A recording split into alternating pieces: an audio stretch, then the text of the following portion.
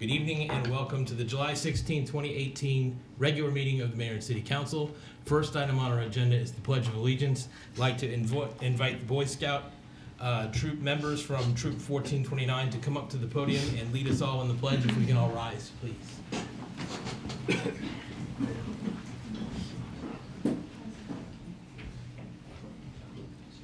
Go right ahead.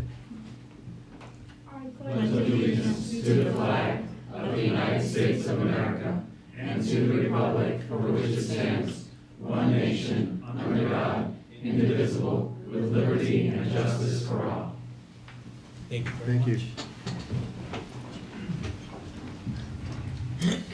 Great job, guys. Next on our agenda is the reflection. I'd like to ask for a moment of silence, please.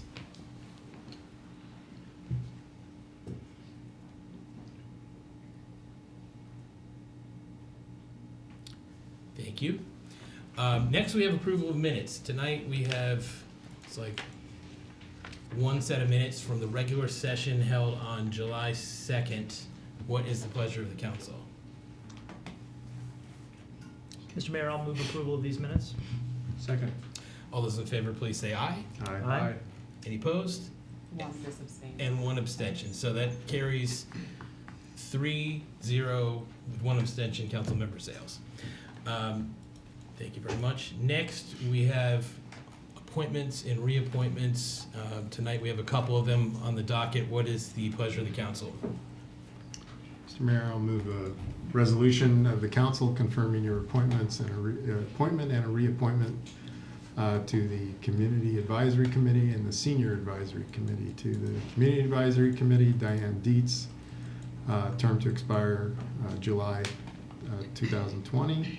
And to the Senior Advisory Committee, a 2-year term, to Carolyn Bass, term to expire July 2020. Second. All those in favor, please say aye. Aye. Any opposed? Okay, that carries 4-0. I did not see Carolyn. Is Diane or Carolyn in the audience that I missed? Okay, we will thank them when we see them. Next, we're going to move on to staff guidance, and Deputy City Manager Dennis Enslinger is going to lead us in the first item. Can we go to B, please? Oh, okay. Then we will move on to our legislative action request, Monica Marquina, and we will, Dennis will do you next. Good evening. Good evening. Good evening. Each year, the Maryland Municipal League evaluates submitted legislative action requests from its membership. This year's LA deadline is July 27th. Once requests are received, MML staff conducts extensive research and presents requests to the MML Legislative Committee for consideration. The committee selects the legislative priorities, and the membership approves them during the MML Fall Conference. So let me just give background to those here who don't know MML. MML is the statewide Maryland Municipal League, statewide organization that represents all the cities in the state. And each year during the legislative session, they pick a few issues to represent all the all the cities on before the members of the General Assembly. We're discussing now what our requests are for them to represent us. So there you go. Okay, so MML's primary mission is to actively support and sponsor legislation that directly impacts the goals and responsibilities of Maryland cities, towns, and their residents. 157 proud cities and towns. Each year, we partner with the League's advocacy effort to strengthen the city's presence in Annapolis. And I will say, this past session, we've had quite a successful year under Ryan Spiegel's leadership, Councilmember Spiegel. Yes, and everyone provided a tremendous amount of support to city staff. And so now we're looking forward to 2019. So I've outlined 3. One is a broad topic. It would maintain local authority over small cellular tower siting and fee authorization. Staff once again recommends supporting this local control over small cellular tower siting and fee authorization. During the 2018 legislative session, Senator Mac Middleton and Delegate Derek Davis introduced SB 1188, which would have controlled, which would have preempted the authority of local governments, including Gaithersburg, in our management of our right-of-way. These limitations would have prevented the city from determining fees, height poles, as well as limited our ability to execute franchise agreements. MML has indicated that there's a high probability that a second attempt will be made to pass legislation to benefit the wireless industry. As part of the anticipated legislation, MML has encouraged municipalities to pass ordinances as a way to illustrate the ongoing active engagement with the wireless industry, negating the need for statewide legislation. As you know, Gaithersburg is on that list already of having passed our own ordinance. We anticipate that it won't be Chairman Middleton, but I'm assuming that it will be someone else on that committee. But Delegate Davis is very engaged with the industry leaders, and I assume that that's also, it's going to be introduced. We are still actively engaged with the FCC at the federal level, and we're not quite sure how that's going to work out, but we are prepared to push back on any type of preemption legislation. The second one is a brand new one, and I look forward to hearing your feedback on this one. This would require, statewide legislation require the county to share revenue generated from a bag fee collected within a municipality. As you know, in Montgomery County, if you buy a plastic bag for you pay 5 cents. Well, that money isn't put into the general fund. It actually goes towards their quality protection program that they have. So a lot of it is collected in municipalities. We have our own stormwater program. So looking at the numbers, while the theory behind it was that people would have to buy a bag for 5 cents and you would bring your own bags, you would bring reusable, or you would carry them out, which is usually what I do. But the numbers have remained steady. So $3.2 million is collected in this bag tax. So the thinking was, looking at the MOU that we have with the county, that only addressed county property, and one outstanding issue is the property's MCPS property, which we don't receive any funding. Part of it is that it's a quasi-state agency, so the state controls some aspects of it, but the utility fees are paid by the county. So our argument is that a utility fee, like our stormwater fee, would fall into the context of utilities. So my proposal was to have the county share some of the revenue that they're already collecting. During our discussions, we obviously did not want any money to come from other, main budgets within the MCPS. We obviously understand the constraints that they're under, but this would be an already steady stream of revenue. Something new. We're not charging an additional tax. We're just saying if you have a stormwater program, which Brockville, Gaithersburg, and Tacoma Park presently have, and your county is charging a bag tax fee for the same reasons that we charge a fee, that they would share with us. Now, depending on what we discuss, it may not be 100%. We recognize, Deputy City Manager Ensinger and I have discussed that we recognize that the county does quite a bit of programming within our jurisdiction. So it would be some agreement. So. Can I ask a question? Go right ahead. Monica, can you remind us what the legislative history is of the implementation of the bag tax in the independent municipalities? So, for example, when the county implemented their bag tax, did it automatically apply in the city, or did we have to pass legislation to sort of say we are opting in? So only the county has that taxing authority. Right. So we were basically taken out of the discussion. Okay, so we weren't even sort of given. Correct. I mean, I'm sure we tried to have some input one way or the other, but we weren't Right. really. Right. And at the time, they were running our program. So we really weren't in the discussions. They were handling our program. They were doing everything for us. So this would basically be statewide legislation.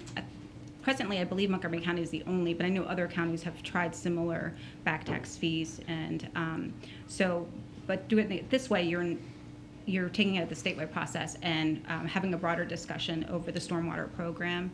And instead of doing a local bill. I mean, that could be a plan B also, doing a local bill that only applied to Montgomery County's program. Okay, so just to be clear though, the idea here is the county is collecting this fee for purposes of dealing with the dedicated purpose of dealing with stormwater management costs. Right. And they don't have stormwater management costs within the city because we have our own separate stormwater management regime and permit. Correct. So they're collecting money from bag tax in the city, but we're paying for the stormwater management within the city. So that's where the idea for the sharing of the collected funds Right. comes from. Yes. Does that make sense? Yes, Is that an exactly. accurate statement of the Yes. idea? Okay. Yeah, and again, it's a very specific, narrow reason. We want to recoup some of the costs associated with CPS and pervious surfaces. That still wasn't addressed through the MOU that we worked really hard for, and I think that this at least would start the conversation and move forward from there. Mike, Well, don't, we'll come back to you. Yeah. Neil. Go ahead. don't our MLAs usually apply broadly across the state? I mean, this one's pretty local. This is Montgomery County only, so. Well, actually, I'm trying this to- would be in place for anyone in the future. So our thing was, so if MML were to look at it, correct, they would only do it statewide legislation. So this would say in the future, because more and more people are starting their programs as well, there could be potentially another county that would want to do a back tax fee, and they would share with municipalities. It kind of goes back to the whole issue that we've had with municipal tax duplication, Yeah. but we're doing the same types of programming, and now the county has a set revenue. I would say it hasn't gone down, so it's pretty set, and it's an easy way to pull the numbers to share in that portion, to share that portion with us. Yeah. So it kind of goes in line with that. Tax duplication already exists throughout the state. So, it almost makes more sense for us to explore the tax Instead of duplication rather than piecemealing. this, and go for this as a local bill. So that's, that's my comment right now, and I just wanted to make sure I understood that, because it's hard to make a case to the MML and to the members, the member municipalities for something that doesn't apply to them. A lot of cities don't even have a stormwater program. They don't have an MS4 permit, so they're not collecting those fees or whatever they're doing to develop that fund. So I think I'd rather have something where we're going to get a lot of support statewide from other municipalities and members of the league. So that's why I have some questions about this. So Neil. So I have a jurisdiction question on this, which is, this is a county tax. Does the state have the ability to compel the county to do something with revenue? I was under the impression that they didn't. Okay, well, from my preliminary discussions, and Lynn, you can correct me, that I spoke with Frank, we believe that the state would have the say. Okay, but in general, I think I'm with Mike on this one, where I think that addressing tax duplication, which has been a thorn in the side of municipalities all over the state for any number of years, and has been, I guess state law was changed a couple of years ago, forcing the cities, the municipalities and the counties to negotiate. But that hasn't really, negotiating hasn't really resolved anything. So I would think that resolving the bigger issue after many, many years of struggle would be a better way to go. Well, I will say that municipal taxification, and Ryan, you can chime in when you want No, to. I was about to, but I'll let you say It's something. completely, it varies with county. So there's some counties, like Prince George's County, for example, who are very, very satisfied with their program. So that's why the legislative action request hasn't moved forward. But again, this could be a local bill. This could be rolled into that taxification discussion. I just really wanted to hear your feedback on whether it's a local bill, whether it's part of our negotiations with as the chapter, Montgomery County chapter of MML. But I just wanted to throw that there as an additional revenue stream. Go ahead. Quick question, how much of the 3.2 would come back to the city? I wasn't able to pull the numbers because the way they have their set data set up, it's by zip codes. And as you know, that's not really a good indicator of what's within the city. yeah, the But- comptroller found that out. Right. I would think that you could do based on population and estimate it, that we're about 7% of the county's population, so. So 7% of 3.2 It's like million. less than $200,000. We'll let you do that math, Lorianne. Yeah. I'll leave it to the, Ryan.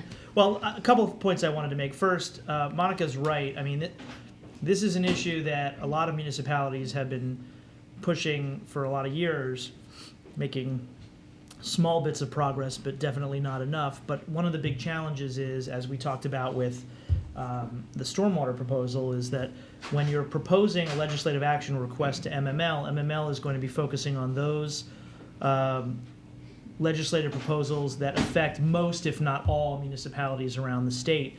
And if you've got one county over here that's governed by one particular section of the tax duplication law in Maryland, where they're pretty satisfied because under their formula that applies to them, they're getting the money they want, and another county over here that actually falls under a different section of the state law and is not getting their fair share, it's kind of hard to bring a lot of municipalities together to say that this is how we should change it. That doesn't mean it shouldn't necessarily be tried, but that has been the challenge in the past. The second thing I'll point out is the process for the Maryland Municipal League to consider legislative action requests involves accepting these requests from any and all member municipalities around the state. And so where an issue is very popular or well known or has been proposed many times in the past, I think we get up to 3 proposals that we're allowed to present as an individual municipality for MML's consideration. Sometimes we sort of don't want to, I'll use the word waste, but I think you all know what I mean. We don't want to waste one of our 3 slots on something that we're fairly sure other municipalities are also going to list on their LAR request, and maybe take a tack of doing something a little different to get it in front of MML and their legislative committee. Other times, we make the strategic decision to have multiple municipalities make the exact same proposal, even though we're sort of wasting our turn, to emphasize how important it is to a number of different municipalities. So that's just sort of something, sort of part of the chess game here to think about as we're deciding what our final list is going to be. And I will make a point, when we were running the numbers for MOU for Montgomery County, now this may have changed, the MCPS final charge was $100,000. So even if we were to get a portion of what they collect, that would go towards, they owe us.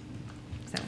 No matter where we land on this, I'm kind of glad that one of our county council candidates is President Evan Glass, who may be on the county council at some point. I'm glad he's becoming aware of the issue if he wasn't already. Yeah, right. Yeah.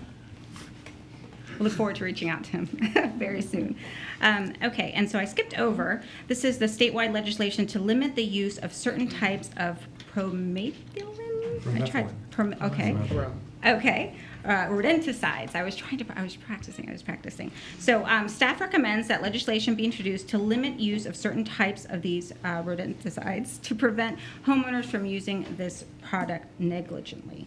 The city's experienced 2 recent cases in which the block form has been used on private property but distributed beyond by other animals. The EPA requires that promethylene-based rodenticides products marketed to residential consumers must be sold as a block or paste bait packaged with an EPA-approved bait station. So that's how you use it correctly. So what we found is that people think it's more effective if we take it out of the bait station and just put it out in blocks and chunks.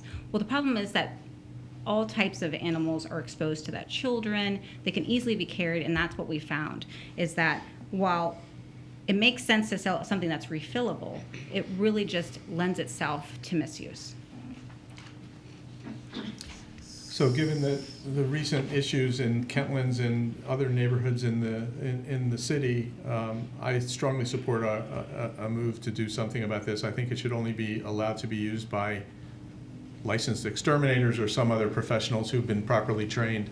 I mean, we've had pets injured and one probably killed by this being misused, and it's too readily available for something that's a deadly poison with no real cure other than trying to get it out of your body as quickly as possible. Mm-hmm. So yeah, I obviously support this very strongly.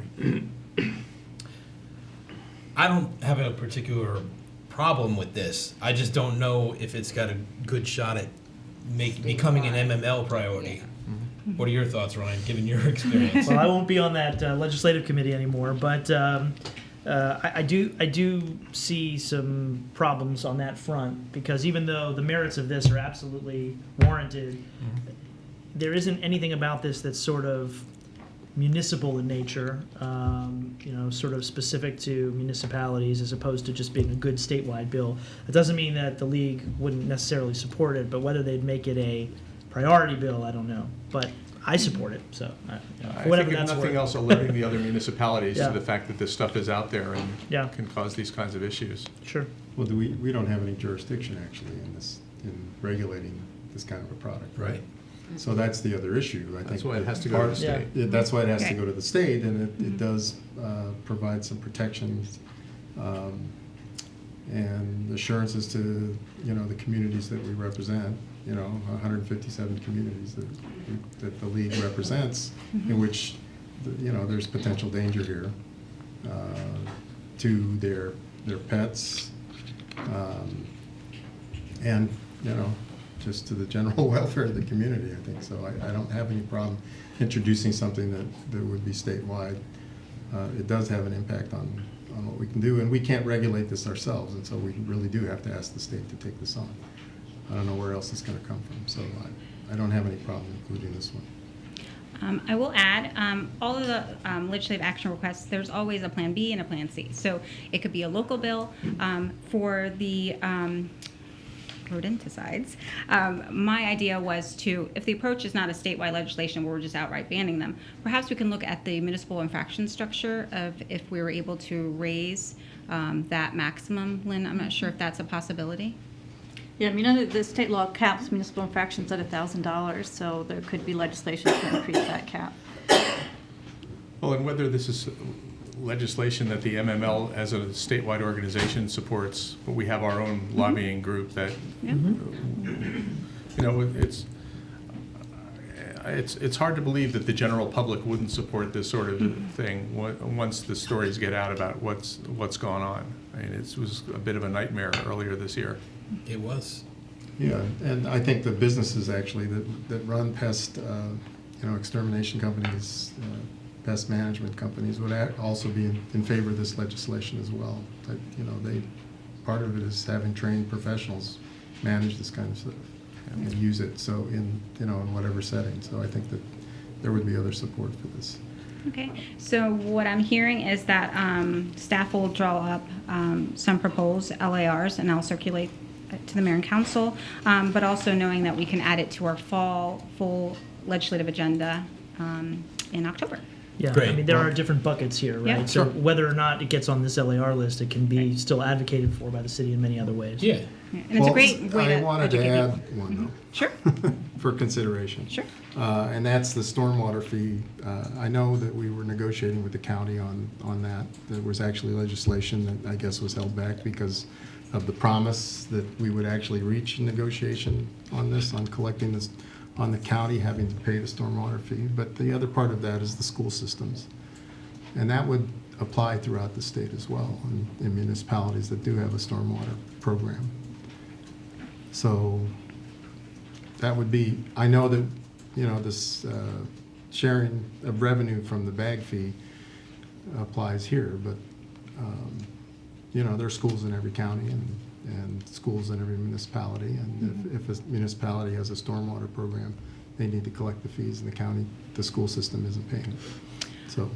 So you're asking us to revisit the broader bill that Yeah, we the had broader in play. bill, Okay. not only to include counties, but also the school system. Okay, and then as part of that, I'll have to work with the deputy city manager to kind of lock down on a number. That's where we ran into some issues with budget, Senate Budget and Taxation Committee and the Finance Committee. They really wanted to not sign a blank check. So they want to know exactly how much property they're talking about, because as you know, it's a participation, be part of participation. So the state would have to pay, fine. How much are we going to have to pay? Well, we're not quite sure. So they really want to look at hard numbers before they sign off on anything. Fair enough. Yeah. New leadership in the Senate Budget and Taxation Committee Exactly. that might be a little more amenable. Yep, if she knew the numbers, or Yeah. he knew the numbers. Yeah. And for the back fee, are we Mhm. looking at the general tax duplication? Are we going to stick with the back fee or introduce both? Well, it seemed to me that what I heard was roll it into our overall municipal tax certification program at the more the local level and try to address it that way. But also look at what a statewide bill, is that part of it, or do we roll it into the stormwater fee? So I think there's a couple of different options. Or Whether- just a local bill option. Right, the Yeah. local bill option for the back tax fee. That's something that we could see. And quite honestly, we've had tremendous support at the Montgomery County delegation for issues. When we're dealing with WSSC, we had a lot of them behind our efforts and for equity purposes. So I think that would make sense. So a local bill to share in the revenue of back tax. And again, that would bring them to the table as well, the county. So we're focusing on the back fee instead of the general tax duplication. Well, I think Mike was mentioning Well, I that he think would I like the just- broader Let's have stormwater. another alternative. Yeah. We're going to end up voting on Right. picking three, so Okay. if add that one to the list, then. Right. Oh, So it would okay. be the broader stormwater fee at the state level to Okay. where all parties pay, and that would apply to everyone. I think what I'm hearing is the idea is if we can't get traction on the broader fix, Yeah. which is really what ultimately needs to happen, which may take a number of years, you know, we could have this as an intermediate step where at least we're making progress towards it and getting something, even if we're not fixing the whole thing in the next year or two. Stormwater. For stormwater, Okay. right? Isn't that the idea Yes. behind the bag tax Yes, to get proposal? some traction. To get some traction yeah. on the issue and get something going? Yeah. I mean, And it obviously, it would identifies be the better to revenue. get everything we want, but if we can't, Yeah. you know. So that's That's what's what I taken was- home in piecemeal, because we've taken care of the county, but their whole thing is we just don't have the money.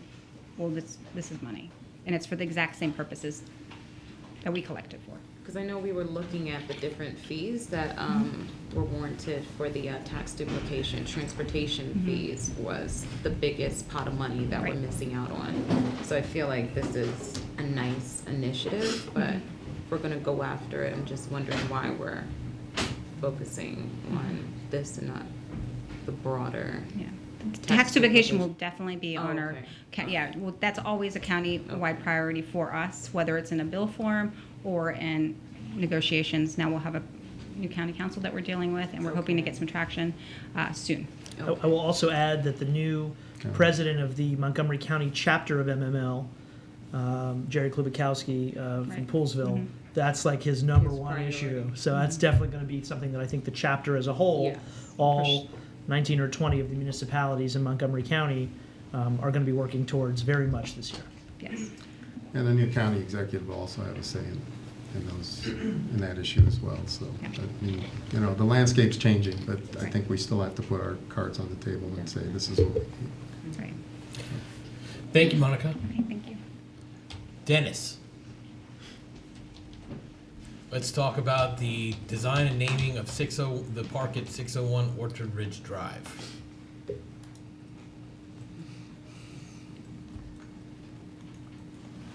So, Mayor and Council, we're here to provide you an update on the design, really at the schematic level. I have a couple of slides with regarding to that, and then seek staff guidance on the naming of the park at 601 Orchard Ridge Drive.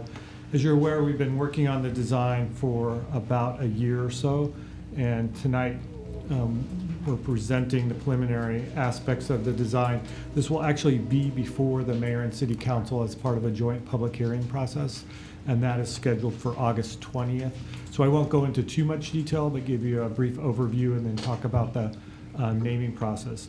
I also wanted to note that I have Eric Morrison from MedImmune AstraZeneca here tonight too, representing them. So basically, there'll be two entrances to the park, one near one of the roundabouts on Quince Orchard Ridge Drive, and then another one down closer to the intersection of Great Seneca Highway and Orchard Ridge Drive. There are basically two playground areas, kind of coalescing to those entrance points, because we try to put those close enough to the main point so it's not too far of a walk. And then some of the other features are a butterfly haven and a picnic grove. We've also provided tonight some of the sections through that. The picnic grove won't have any major shelter. We won't be doing rentals from this particular park.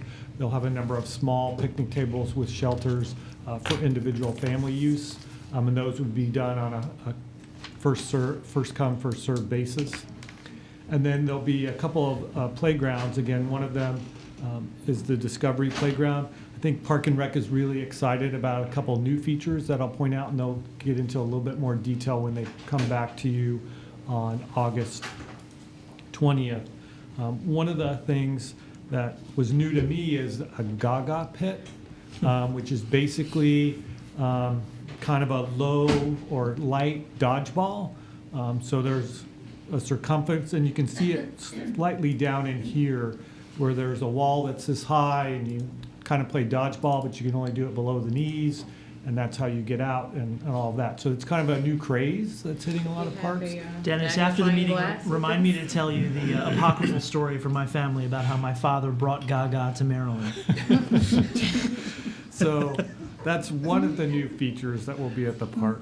One of the other ones that we're excited about too is kind of a parent-child swing. If everybody remembers the child swing that has the little, where you do basically infants and toddlers, Actually, these actually have that on one side, and then they have a parent swing on the other side. So you're actually swinging at the same time that the toddler is swinging instead of pushing the toddler. So you're facing the toddler as the toddler is facing you. So that's one of the new features that will be at this park too. It's something that's semi-new in the recreation world. And then kind of some of the other things, there'll be quite a few climbing aspects. We are trying to do a little bit more nature in our parks, and so there'll be some climbing stones also. This won't be of the same degree as Constitution Gardens, but we'll have some of those same features in it. And again, as I noted before, there's the Butterfly Haven, and then there's a smaller park, Discovery Nook. Again, they focus on different age groups typically, so one park will be for younger kids and the other one will be a combination park. And then there'll be a great lawn area that will be allowed where you can do a lot of different things, play frisbee, throw a ball, play catch, things like that. It's a low-use park. It's not meant to be high use in terms of the number of people, partly because of the parking we have associated with it. There is no exterior or interior parking lot. It's all street parking. But it is not just a neighborhood park. It is something that other neighbors from Kentlands or Lakelands can go and attend to because it'll be nearby. In terms of the naming, under the Sixth Amendment to the Annexation Agreement, and I won't list the actual code citation, MedImmune was given the opportunity to propose names under that agreement. They had proposed 3 names: Discovery Park, Discovery Trail, and Discovery Woods. They would like to suggest Discovery Park, and we're here to get a little bit of feedback from the council on whether that's an acceptable name for this particular park. Thanks, Dennis. Appreciate the presentation and all the thought that's gone into this. I'm looking forward to learning what Gaga is. I thought she was a singer before, but now apparently there's more to her. I thought maybe it was emblazoned on the field or something like that. In terms of the names, I'm fine with the name Discovery Park. You guys have comments, questions? What do you want to add to I this? mean, I guess initially there was a little bit of concern that there might be some confusion in the name, but now the Discovery Communications appears to be leaving Montgomery County. Maybe that's less of an Ouch. issue. No, I mean, I'm serious. When we Yeah. first heard the No, we suggestion a while back, there was some reaction like, is this going to sort of confuse people in terms of branding? But, I mean, it's a pretty generic name, Discovery Park. I personally feel like we could probably come up with something a little more creative and maybe more reflective of the local community, but I'm not strongly opposed to it. Yeah, he said Ryan said exactly what I was gonna say. So, yeah, we talked about the issue of confusion with Discovery, something Discovery in the county, but, they've given up the name or moved, so. Neil? Naming of parks is not something that I specialize in, so I'm happy to defer to other people. Lori Ann? Oh, I'm sorry that you're not. Was that it? I'm happy to defer to other people, but No, I just don't have any particular issues with it. Discovery Park is okay. Again, as the other 2 council members said, I thought that, the timing of naming a park Discovery when Discovery Communications has just announced that they're decamping. Maybe we just announced that Discovery has moved from Silver Spring to Gaithersburg, but It might be an innovative marketing campaign to advertise could the be. park. but Lori Ann? anyway. I think it's a interesting name, given that it's going to be neighboring the research area of the. It'll be near AstraZeneca, and they do research, and it's all about discovery. I just I'm curious about the Discovery Nook that's in there.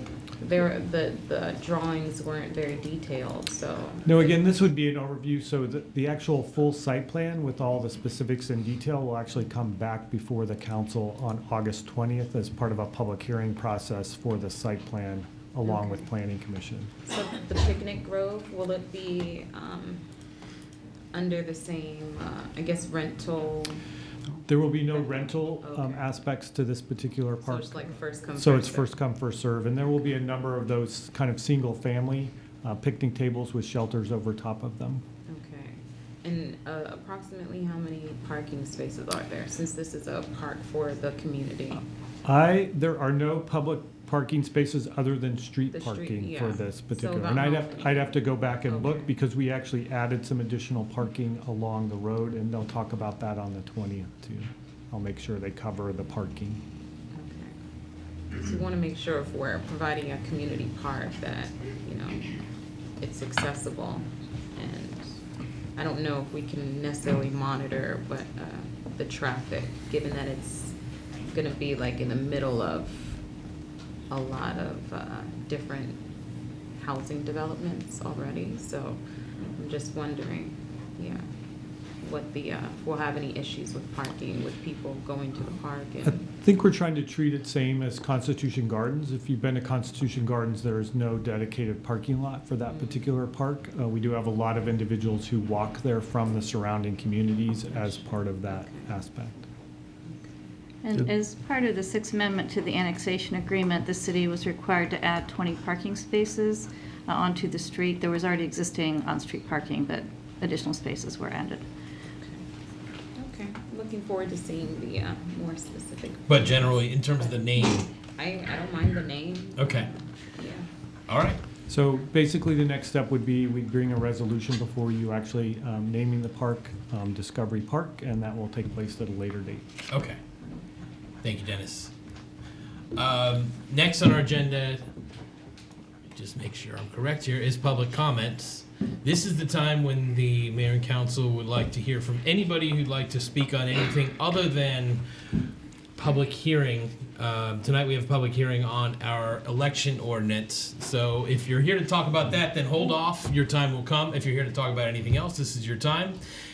We ask that you keep your testimony to no more than 3 minutes. When your time's down to 30 seconds, the timer will beep and turn yellow. When your time's up, it'll beep and turn red. For any who can't get it done, and please come on up, who can't get it done in 3 minutes and want to submit more to us, we certainly accept any testimonies in writing and consider them just like any oral testimony. We ask that you state your name and address or neighborhood for the record. And since we do have, I expect that we have a lot of people who are generally on the same side of an issue here tonight. But if, I ask that everybody treat everybody else's testimony with respect. Whoever is here tonight and wants to speak will get a chance to speak and say their piece. So there you go. Please state your name and address or neighborhood and kick it off. Good evening, Mayor Ashman and fellow council members. My name is Christian Ramirez. I am a Gaithersburg resident. I'm undocumented, and I am currently protected under the DACA program. I live here with my mother, who is undocumented, and my sister, who was beside me, who is a U.S. citizen. I recently graduated Gaithersburg High School just last June, and I will be attending Montgomery College in the fall to pursue a career in business. I chose Montgomery College, although being accepted to other schools around the country with scholarships. I chose Montgomery College because I was afraid that something was going to happen to my family. I was afraid that me leaving them will leave them unsecured. I wanted to stay close to my mother, and I wanted to stay close to my family. Knowing that this administration, anything can happen, I chose to stay here. It angers me that this is not the first time that we have come to you with this issue. I'm sure I don't know if you're aware, but over 46% of the residents of Gaithersburg are people of color and are undocumented. And because of that, the group called Poder was created at Gaithersburg High School. And Mayor Ashman, I'm not sure if you remember, but you came to speak to us. You came to tell us that you liked what we were doing, you supported us, and that we were able to come to you in any way if we had any problem. And like I said, this is not the first time we have came to you. This is the second time we have came to you, all of you. We have sent emails, and I believe 2 responded, and the rest did not respond. You guys did nothing. And because of that, I am disappointed. I am not only disappointed, but I speak for everybody in this room. We are disappointed. The Gaithersburg community is disappointed. Having said that, you guys told us that you guys have a police memo. A police memo that is I believe, 15 years old. I'm not sure, 15 years old. 15 years, a lot has changed. Circumstances have changed. The amount of fear and worry within the community has changed. I'm aware that Haynesville, Tacoma Park, and Rockville all have an ordinance protecting undocumented immigrants. And I am shocked that Gaithersburg, quote unquote, a welcoming city, does not have an ordinance. I'm sure you're aware that Gaithersburg is one of the most diverse cities in America. Top 6, I believe, in America. Our diversity is what puts our city on the map. It's what attracts families and businesses, and it is crucial to our community's Christian, identity. Thank you. Sorry about that. Anything more you could submit to us in writing, we appreciate it. We have a lot of speakers tonight. Who'd like to be next?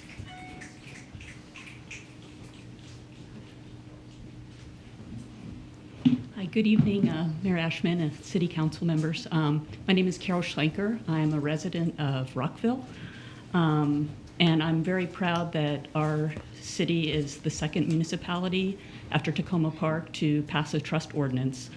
That was limiting the city's cooperation with federal immigration enforcement. That was June 19th of last year.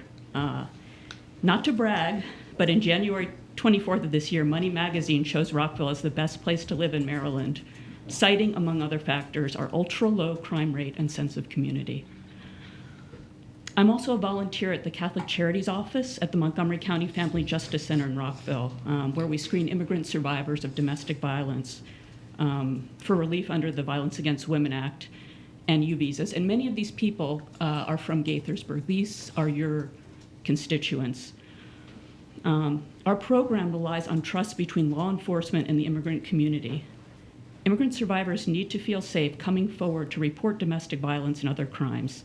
This helps not only them, but their children and the wider community.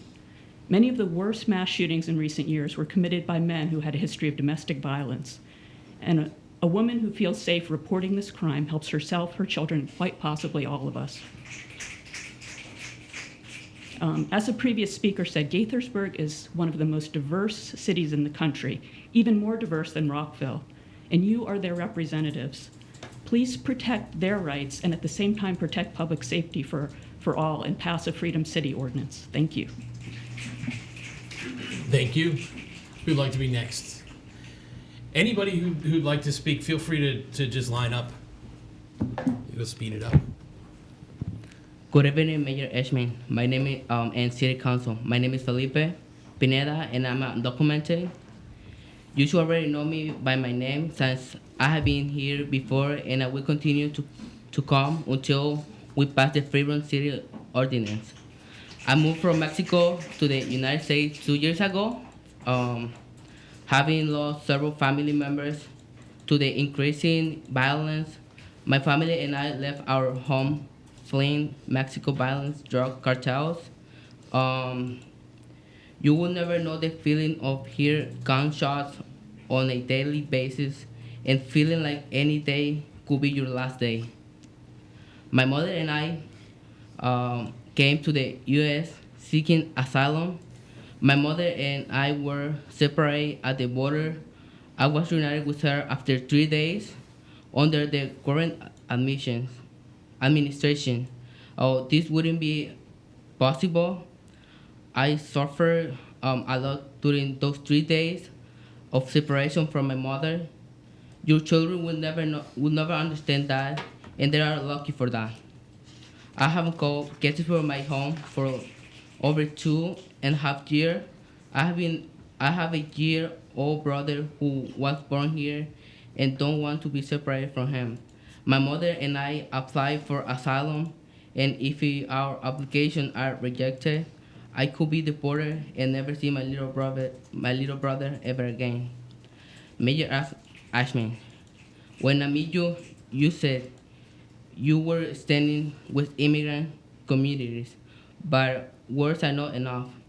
Saying you stand with immigrants is not enough, especially not in this political climate. If you stand with us, you must act, and or else you are hurting us. A Freedom City ordinance is the only way to make sure our local officers are reliable and helpful. Without there cannot be trust between the city of Gettysburg and all of its inhabitants. Today I'm here to ask you to pass a Freedom City ordinance to continue projecting all vulnerable cities, communities. Sorry, but That's okay, thank you. Who'd like to be next? Come on up. Again, anybody who'd like to be next, please just line up behind this young lady. Hi, my name is Summer Simmons. I go to Gaithersburg High School, which is across the street. Unlike my past fellow speakers, I have been provided with the security of knowing I'll always have a place to live here in Gaithersburg. Unfortunately, I do speak for the people who don't have that feeling. I just recently came back from Brazil, and I heard many stories of my family members who also didn't have that sense of security, including my mom. She told me stories of coming here fearing that every single dream of opportunity she had coming here would be stripped away from her. The feeling that I was gonna grow up in fear and that my family members would also have that fear. I also speak for my classmates who go to school wondering if their parents are gonna be home waiting for them, if they'll get the same opportunities that born Americans will get, that they'll be able to go to college like us, that they'll be able to succeed and get more than what they would have in their past countries that they lived in. I hope you guys take this into consideration when you guys are thinking about the ordinance, and just know that a lot of people I know don't feel safe being in Gaithersburg. They feel threatened, like every time a police officer stops them for speeding, that'll be the end for them, that things will be different, that they won't see their children, that they won't see their sisters, they won't see their brothers anymore. And I think that needs to change now. Thank you. Thank you. Come on up. Hi, my name is Thelma Luna, and I'm a city resident. I've been here for 25 years. I have a degree in criminal justice, and I could have gone anywhere, but I decided to stay here in Gaithersburg. My mom came here as a refugee, escaping the Civil War in El Salvador in the '89. She left me for 2 years. I came here as a refugee to this city. We never ventured out to any other place because she felt secure. If you know your people that are here, most of them are all Hispanic. This city, within the limits that you are here, they're all Hispanic. I've grown up with them. So Hispanic people make up this city, and it's a shame that they're your residents and you don't protect them. You need to pass a law where you protect undocumented immigrants all the time, and especially in the city. How come Rockville has it and you guys don't? I had an incident in 2005 with ICE. They raided my house. They came in with not a warrant, but looking for someone. And they used that tactic to get into my house. They got me out of the showers. I was 17 years old. They went to ask my mother to get her papers and to show them. My mother, I had to be a translator. I've always been the translator for my mother. I think all of us are all the translators for our parents.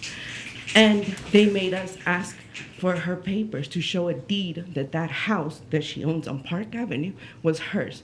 We had to go get a deed and show them to these ICE people so they could leave us alone. Then they threatened us and said that we had somebody who was undocumented there protecting them. They said that if I filed a suit, because I was studying criminal law at that time, if I filed a suit, a complaint against them because they came into the house without a warrant, they were going to fine my mother $10,000 for that person that they had and take away those persons and jail my mother. This was in the city of Gaithersburg. I couldn't go to the police officers or to the police because they weren't going to believe me, because ICE people had already belittled me and taken anything that I had So again, I'm a resident of yours. I'm a citizen. I've been paying taxes all this time. And all these people that live here undocumented, they pay taxes. We pay more taxes than anybody, even than that president in the White House now. How come you don't protect your citizens? You need to do something and protect. If you don't protect undocumented people, you will lose half of them. And all of the revenues that are collected, you will not gain anything. So it's a lose-lose situation for both of you. And I don't know if you know what it is to come home and not have your parents there. I have 4 kids. I have one in El Salvador right now. I'm dying not having her. But she's on vacation. I know she's having the best time of her life. Imagine these kids that are in cages or that have been separated from the parents that don't have that. So you, as the city people, need to protect your people. Thank you. Hello again. Hello. Good evening, Mayor Ashman and City Council. My name is Claudia Quiñones. I'm the DC, Maryland Field Director for United We Dream. And again, as a city that prides itself on diversity and community, Gaithersburg City has failed to effectively send a message of inclusivity and protection for immigrant communities. With the constant and very real threats of deportation and family separation coming from the highest levels of government, we undocumented people and undocumented families are asking you to pass the Freedom City resolution. Local agencies and government offices must adopt policies that will ensure our safety. And if you say if you say that you are our ally, you must use your position of power to make policies more inclusive and make Gaithersburg a freedom city. We want an ordinance. We don't want a resolution. We want you to show courage and resistance as you choose to represent the city as a whole, because immigrants also do count as residents and citizens. We're past the point of statements, for they do not offer real solutions or safety. We're past the point of old policies, for this current issue calls for new solutions. Today, we're bringing you 300 signed petitions from Gaithersburg residents that want this to become a reality. They want Gaithersburg to pass a Freedom City ordinance. And I can share copies of that with you as well. And I just have a question. What else does it take for you to be brave, to take a stand, and to pass the Freedom City here in Gaithersburg? Thank you. Thank you. Please, come on.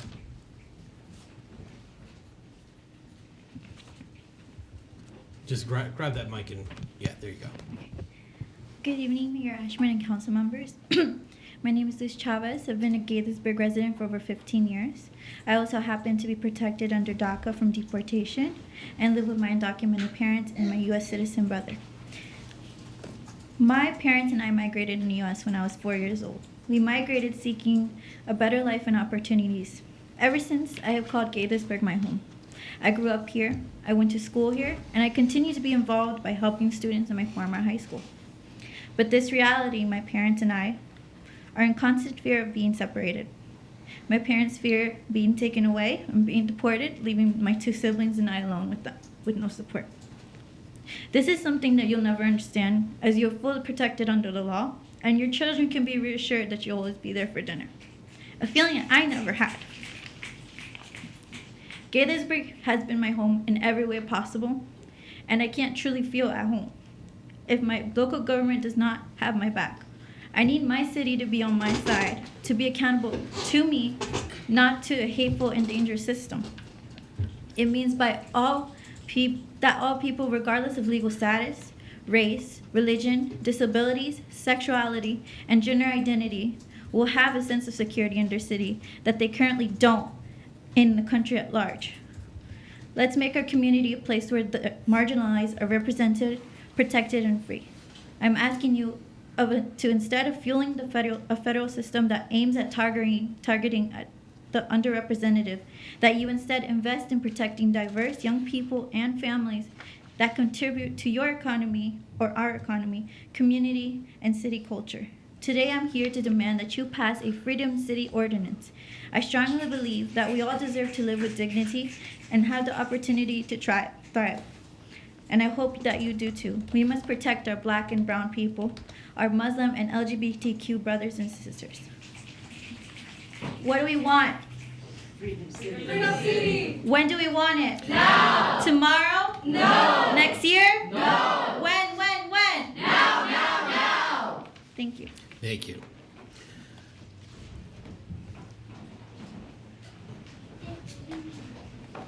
What do we want? Freedom City. When do we want it? Now. Tomorrow? No. When? Now. Freedom City. Now.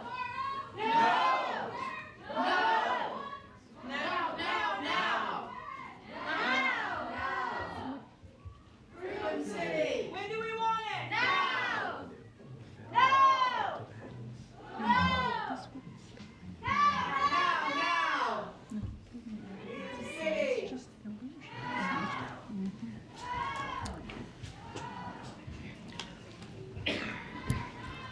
It's kind of anticlimactic, but do we have any other speakers this evening?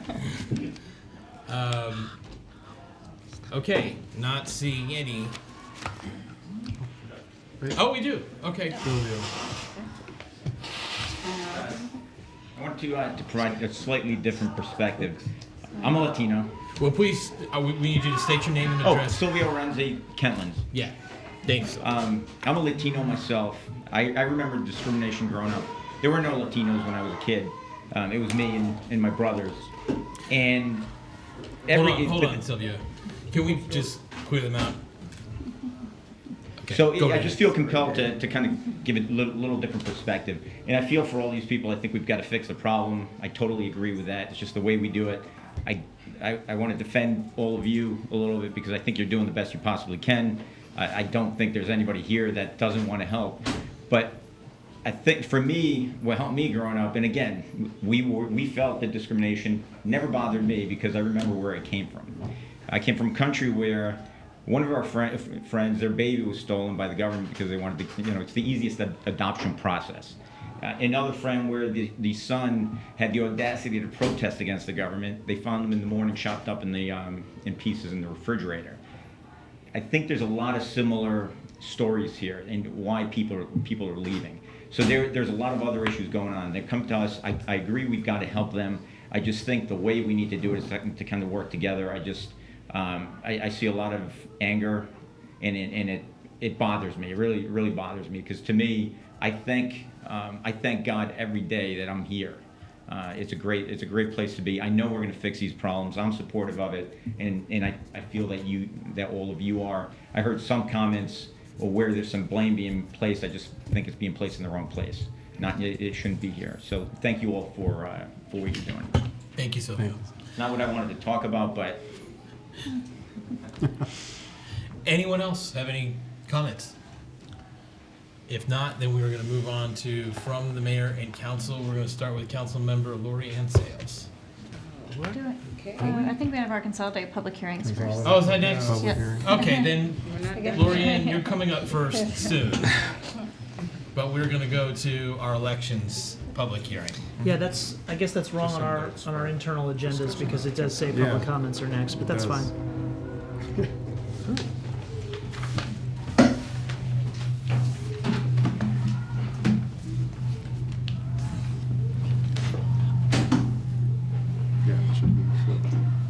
Good evening, Mayor and Council. We are here this evening on consolidated public hearing on charter amendments, code amendments, as well as some new regulations dealing with city elections. With me this evening, I have Lauren Klingler, who is the election clerk. Also at the table is Bill Snyder, who is a member of the Board of Supervisors of Elections. I'd also like to acknowledge Joan Moore, who's the chair of the BOSC, is also in the audience as well. Thank you all for being here. So by way of background, as you're all aware, we had an election 2017, as we do every 2 years. And post-election, the Board of Supervisors of Elections always does a debrief where we acknowledge or we discuss the election and ways to improve future elections. As a result of that, we held a joint work session with the mayor and council. And then on June 18th, the council introduced changes to the city charter, the city code, as well as election regulations. On June 20th, 2018, notice of the public hearing, that is this evening, was published. So there are a couple goals, specific goals of the amendments this evening. Primarily, they are to extend the election cycle. It's currently a 45-day election cycle, and if the matters that are before you this evening are adopted, that would extend that to 75 days. It would also extend the period of availability of absentee ballots from 30 days to 60 days. It would add a recount provision, which many jurisdictions, Maryland municipalities have a recount provision, Gaithersburg does not. We would also implement a same-day voter registration so that voters could show up at either early voting or on election day, register to vote, and vote that same day.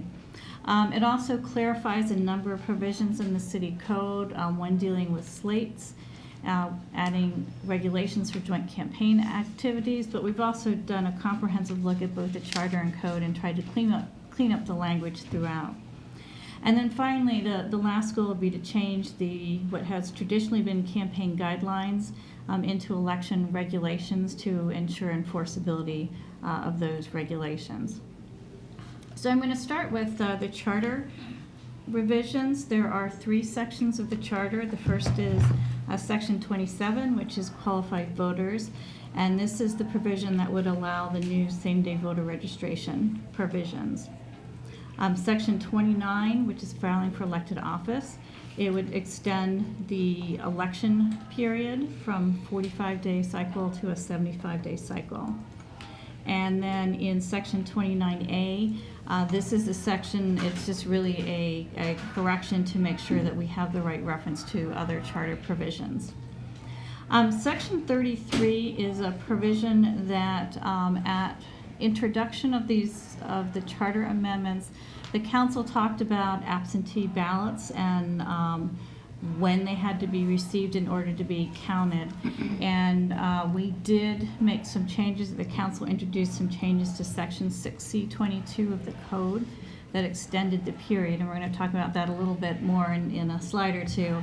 But in order to accommodate that kind of expanded period of time, we did change the time for the BOSC to certify the election results from 48 hours to 7 days. And again, I think we're going to get back to that issue in just a minute. So when we look at the code changes, again, there are a lot of these, so I will run through them pretty quickly, but certainly feel free to ask questions as we go along. We've updated definitions for independent expenditure and political committee to ensure that those definitions are clear and concise. We've clarified the powers of the Board of Supervisors of Elections to add additional provisions for the identification of poll watchers, and then also to add reference to the regulations that are part of the proposal for adoption.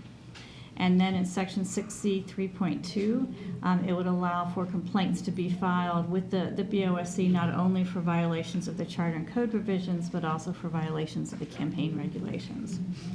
And then throughout the section, we've added some cleanup language where there were inconsistencies or gender references. So in section 6C5, 7 and 9, these deal with campaign finance reporting. We've removed all the references to slates, and then we've also changed the time for filing campaign reports to accommodate the longer election cycle. And in 6C6 and 8, we have removed the reference to slates. Then in 6C10, we're proposing to modify the penalty if a candidate fails to file a campaign report.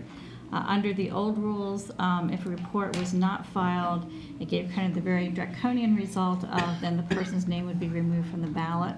And the BOSC felt that they wanted to have a little bit more flexibility in with that result to be able to still have the ability to remove someone from the ballot if it was an egregious violation, but in lieu to be able to fine the person to gain compliance. So 6C21, we've extended the time for absentee ballots, so they would be available instead of 30 days prior to the election, it would now be 60 days prior to the election. And 6C22 deals with absentee ballots. And I think this is where we want to have a little bit of discussion. I think is why Bill is up here this evening. You will see that there was a memo that was included in the packet from the BOSC. When we introduced this, the proposal from the council, or the proposal from the BOSC was to have that all the ballots, we're talking about absentee ballots, had to be received by the close of the polls on election day. The council did modify that, so they must be postmarked by election day, but received within 5 days of the election requirement. The BOSC has some concern about that. Staff does, and in retrospect, have a little bit concerned about the 5 days because it runs on a Sunday. So if we were going to keep this provision, staff would suggest it either be 3 days or 6 days to either hit on a Friday or Monday. But I'm going to let Bill address this issue in a little bit more detail. So I've had the luxury of dealing with supervising elections for the federal government. And one of the situations that we had was we had to follow the union's rules regarding the running of the election. And we've dealt with this issue particularly where we've run into situations where a ballot will come in and there won't be a postmark, or the ballot will come in and the postmark is smudged. And it's hard to be able to rely on the Postal Service to provide consistent handling of the ballots. Ballots would come in late, they come in different batches, and so it ended up creating great headaches for us when we were supervising elections. And so the other point is that generally you like some certainty around election day, that you can know essentially with pretty good certainty that the results you get on election day will be the results. And your margins in the city are low, so that could change the outcome of the election. So I think we as a board were concerned that if you were to implement these suggested changes, that it would create uncertainty in the results of city elections, and we're not real keen on that. But again, relying on the Postal Service was not a reliable way of running an election, and I think you're putting a lot of faith in a postmark. And I don't think you can do that because part of our job was to look at the outer envelope, and you will find a lot of instances where there are no postmarks or you can't read them. And so for that reason, we're much more in favor of if the ballot is there by election day, we count it. And then the other thing is that you're going to be, as time goes on, you're going to be looking to do mail ballot elections. And you're going to be looking to whether this is a policy that you'd want to be implementing in a mail ballot election. I mean, right now we're just talking about absentee ballots. But if it's a mail ballot election, then you're going to be talking about all the ballots, and you have to factor that in. So we'd ask you to be mindful of that when you make your decision around it. Yeah, I did also want to point out that in the memo that was submitted by the BOSC, they did ask staff to look at some other jurisdictions, so there is some information there as to what some of our neighboring jurisdictions do. Certainly, the 5 days past the election would be much longer than any other of the comparable jurisdictions that we looked at. So we'll go on to section 6C25, which is the counting of ballots. Sorry, Lynn. Oh, How sorry. long does it take to certify the results? Is it 24 hours after? The current code requires 48 hours. Generally, the BOSC has always, or in my experience, has always done it the next day, but they would have 2 days if they would need the extra time for whatever reason. So we did have the companion change to section 33 of the code that would change that to 7 days instead of 48 hours. So 7 days now to certify? Well, currently it's 48 hours, but the proposal that the council moved for introduction was to change that to 7 days. Okay. So we can maybe meet in the middle based on the recommendations of other jurisdictions instead of just ending it the date of maybe 24 to 48 hours after the poll closes to look at the other postmarked or whatever comes in by within the 24 to 48 hours. Well, certainly, that's up to the council to decide how they want to structure that provision. We want to go through all of this or have the discussion now on this issue? Lynn, what would you prefer? You want to go? You want to go Why through don't we the rest? why don't we go through all? But I mean, I do think that that's probably going to be the one Yeah. one point of discussion.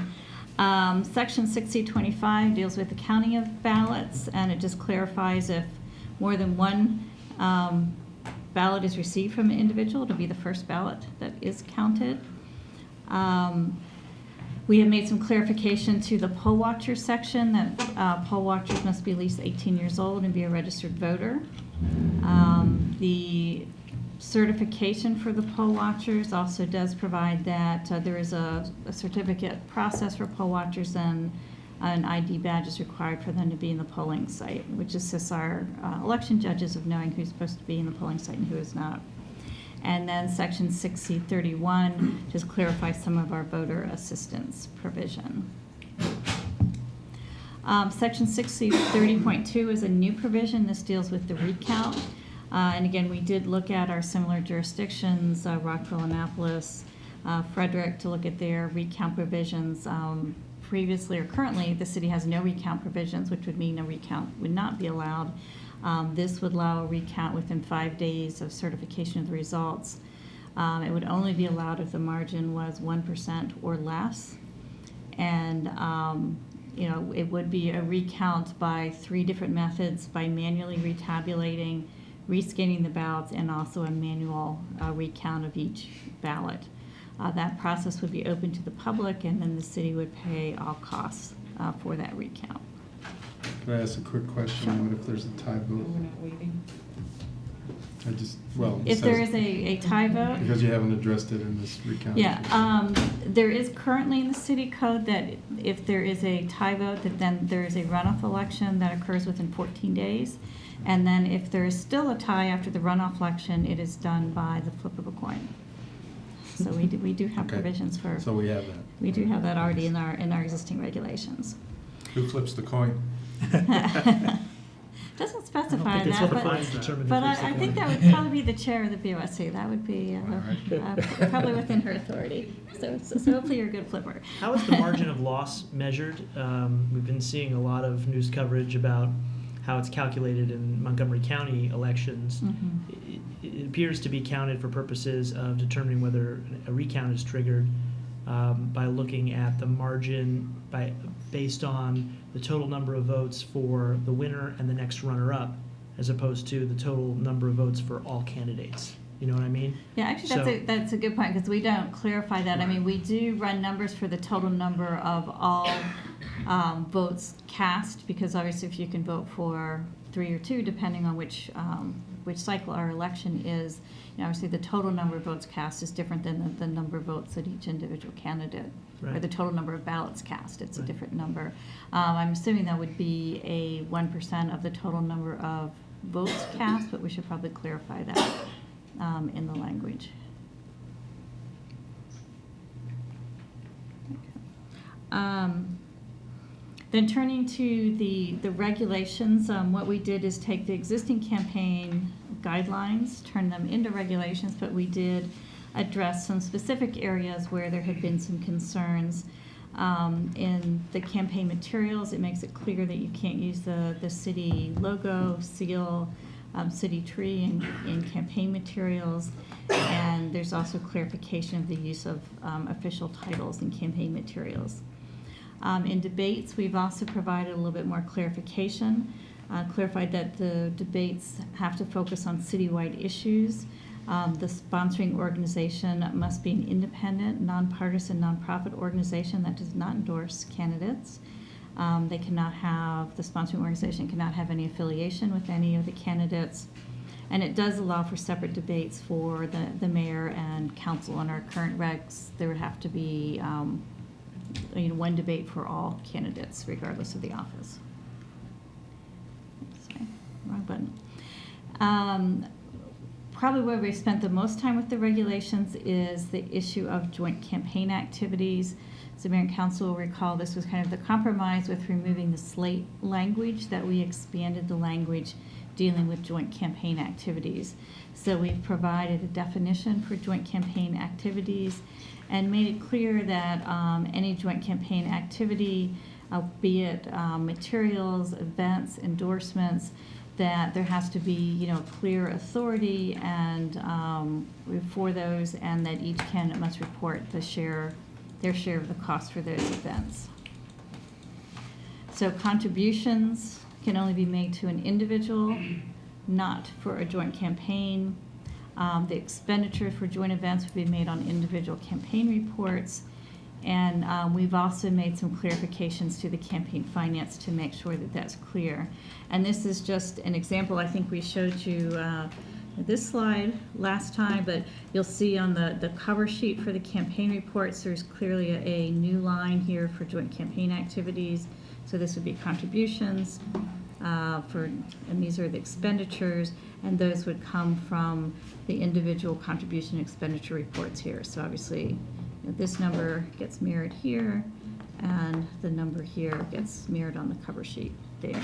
And we thought that that would be a good way for the public to be able to very easily see the joint campaign activities and how those expenses and contributions are being shared by the candidates. So the next step in the process, obviously we will hold the public hearing this evening. Staff recommends holding the public record open for 11 days until 5 p.m. on July 27th with anticipated policy discussion on August 20th, 2018. So we're Thanks, happy Lynn. to answer any questions that you may have. Thanks to all of you. Really appreciate all your work in getting us to this point. This is a public hearing, and so we would like to hear from the public before we sort of put out our positions, but I wanted to give the council a chance to ask questions. Lorianne, I wanted to start with you because... Okay, sure. Go right ahead. No, I just want to second Judd's thanks for the hard work. I know that the integrity of elections is quite important around the country, and local elections is no different. So I appreciate all of the time and effort everyone's put in to help improve our election cycle. So I had a question about the enforcement of regulations. You mentioned egregious violations. Is this like on a case-by-case basis, or how is that, I guess, egregious violations identified, or do you have examples that you'll include in the Sure. manual? Yeah, currently there are a couple of different areas in the existing code that allow the Board of Supervisors of Elections to impose fines or penalties depending on what the circumstance is. Certainly and speaking of campaign reports, if there is a late campaign report, the fine is set currently by code at $100. If it is more than 2 days late under the current code, that person's name would have to be taken off of the ballot. I know that the board in discussion felt that, again, that's a very harsh penalty to take someone off the ballot, so they wanted the more flexibility, which is, I think, where they came up with for failure to file the campaign reports 2 days or more, or for other campaign violations. They wanted to have a little bit more flexibility.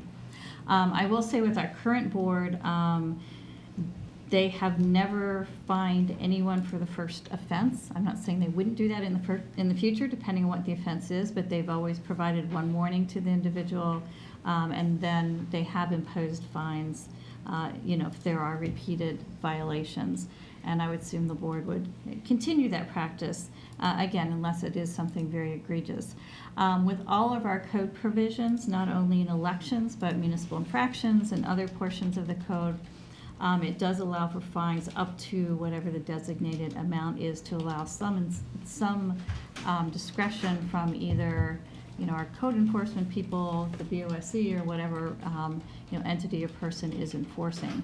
So that would be discretionary on the board to determine the fines up to that maximum amount based on their best judgment and past practices. So is it based on the candidate that's making the violation, or the actual violation that? It would be based on the violation. So if one violation wouldn't be treated any different than another violation? That would be my expectation, yes. Okay. All right.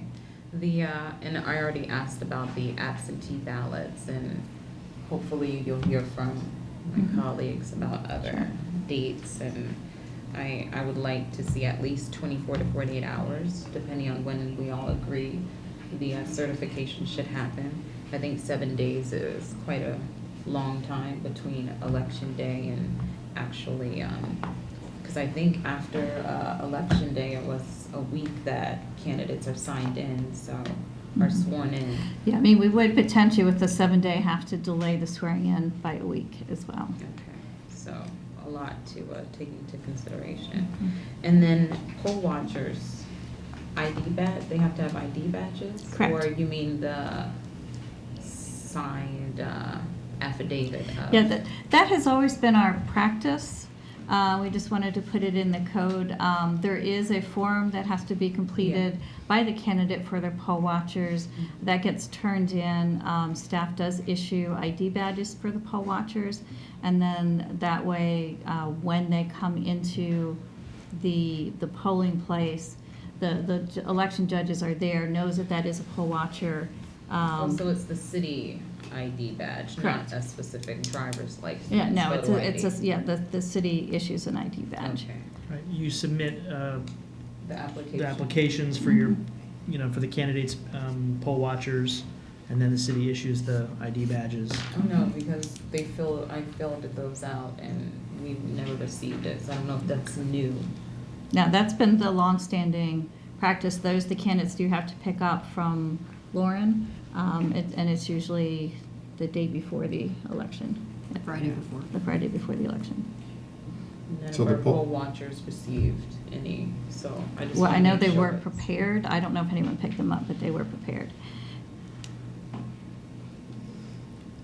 So the poll watchers would have to be registered by the day before the election. Yeah, and all Right. of those deadlines and dates are included in the candidate packets.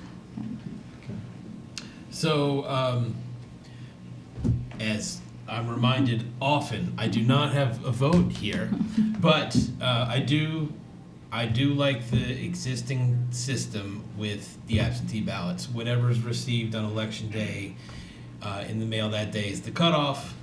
I have a feeling I'm not outvoted because I don't have a vote, but I feel like I'm going to be in the minority on this. But I think that it really it's simple. Everyone's got plenty of time. We all know what election day is.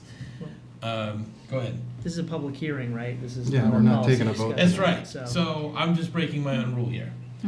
So excuse me for that. Does anybody have any other questions? Well, yeah, I actually had a couple. So, go ahead, Neil. Neil.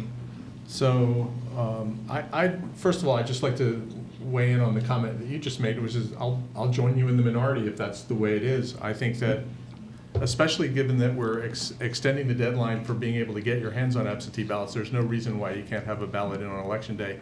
Otherwise, why can't you show up and vote 2 days after election day? I mean, I just don't. I think the deadline is the deadline, and it's the responsibility of the voter to vote far enough in advance to make sure that they get it in. But we'll see how that discussion goes when it's time. I have a question though. When is the earliest that people can start collecting signatures on a petition for a nomination? Is it when the packets come out, or is it anytime? Can we start now?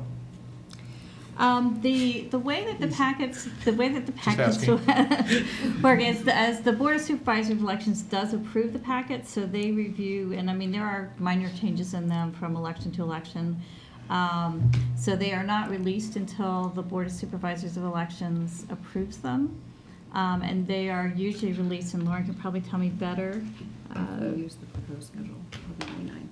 Okay, they would be released. That's 60 days. No, that's 180 days from Okay. election day. So Okay. it's But 29. just for speculation, I'm just curious. If somebody took an old petition form and started collecting signatures farther in advance than when you issue the new one, would those be accepted or not accepted? They would probably not be accepted because the form would not have been approved for the coming election. Now, generally, there are not many changes to them. Yeah, the petition form is pretty straightforward, right? Yeah. It just has a different year. Well, I'm just, is that in the regulation somewhere? Yeah, I mean, As we I haven't do- seen anything, Yeah, so- I mean, we do provide them 180 days prior to the election is when Yeah, they're released. I'm not suggesting So we're- anything else other than yeah. I'm just curious if there's a regulation about when, Yeah, there's not. There's been a long-standing practice, but we can include that in the regulations as to when the petitions are released, or when the packets are released. Is that all you got, Neil? I mean, we've been over this several, I think this is our third discussion of these, and I'm very comfortable with everything except making sure that we know when the votes are actually all in. Okay, Ryan? Well, Oh, Mike had some other Mike, stuff. sorry. Yeah, I was gonna propose that we accept absentee ballots postmarked on the day of election within 24 hours. And that way, the election could be certified by the end of the week of election, of the week of the election. That would be my recommendation. I had a couple of other questions. So when a candidate is fined for a campaign violation, whether it's by the individual candidate or by their campaign, who's responsible for paying that fine? It can't be paid out of the campaign fund, right? It has to Correct. be There paid is individually. there is another provision of the city code that does require that all campaign fines be paid by the candidate and not out of campaign funds. Okay. The other note that I had was about what people might have on their person when they go into the polling place. A hat, a badge, a sticker. Yeah. I know there's a recent court case, I guess it was a Supreme Court case, Yes. right? But it seemed that the ruling was very limited in terms of what was allowed. I actually don't have a problem with people wearing their paraphernalia while they vote. I don't. I guess it could be interpreted that might be an effort to intimidate or influence other voters. But on the other hand, it is kind of a freedom of speech issue as well. So I'm not sure that I believe we need to ban that. So that was one of the issues I wanted to raise. Okay. Yeah, we did include a proposed provision in the regulations dealing with campaign paraphernalia. We did take a look at the recent U.S. Supreme Court case, and it was very narrow in its application. The court cited two regulations in Texas, I believe California. Yeah, Texas and California, which they did not hold were constitutional, but they kind of said these are really good regulations, without, specifically ruling on whether they were constitutional. So what we included in the policy were similar to those Texas and California regulations, which did include some restrictions on the campaign paraphernalia. But again, that's entirely optional as to whether we include those in the regulations or not. Yeah, I mean, I guess, I know we're not really supposed to be having policy discussion here, but I guess the question is, the concept of free speech is not unlimited, and there are certain instances where it's appropriate to balance it against other values, and, limits on electioneering have, I think, always been, reasonable limits have always been held constitutional, so that's why we have like a little sign that says no electioneering beyond this point. Right. And the concern is that, even if someone is going in to vote by wearing the paraphernalia of a candidate or paraphernalia in opposition to a candidate that's on the ballot that year, it kind of sort of could be interpreted like electioneering beyond the line. But I also hear you, and how many times does a voter walk up and get stuck with some candidate's stickers as they're going through the gauntlet of candidates on their way in? Then they cross the electioneering line. Do they have to make sure they peel everything off before they vote? I mean, there's sort of some practical problems to all of this. So, but I think as long as it's, I'm not too worried about it, but I think as long as it's limited to, to be sort of in compliance with the strong suggestion from the Supreme Court decision that it doesn't go beyond applying to candidates or issues that are on that ballot that day, that election day. Because my concern is, what if you're wearing, a T-shirt from another campaign from 4 years ago, or a hat that makes a general philosophical or political statement that doesn't necessarily have anything to do with that election, or they can make you take your hat off. And so I think the whole point was to write these regulations so that They're fairly those simple. aren't included, Yeah, sort of under the guidance of the Supreme Court. But, I personally don't feel that when I see someone in the polling place wearing a sticker that it's electioneering. I think a lot of it sort of depends on context. They're just going in to vote, and then they're coming out, and they're not being disruptive.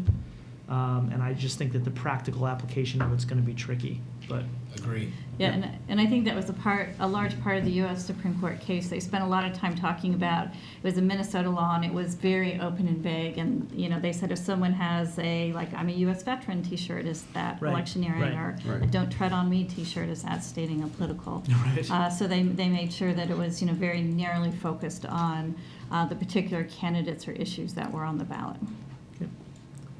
I have a few other questions. Go right ahead.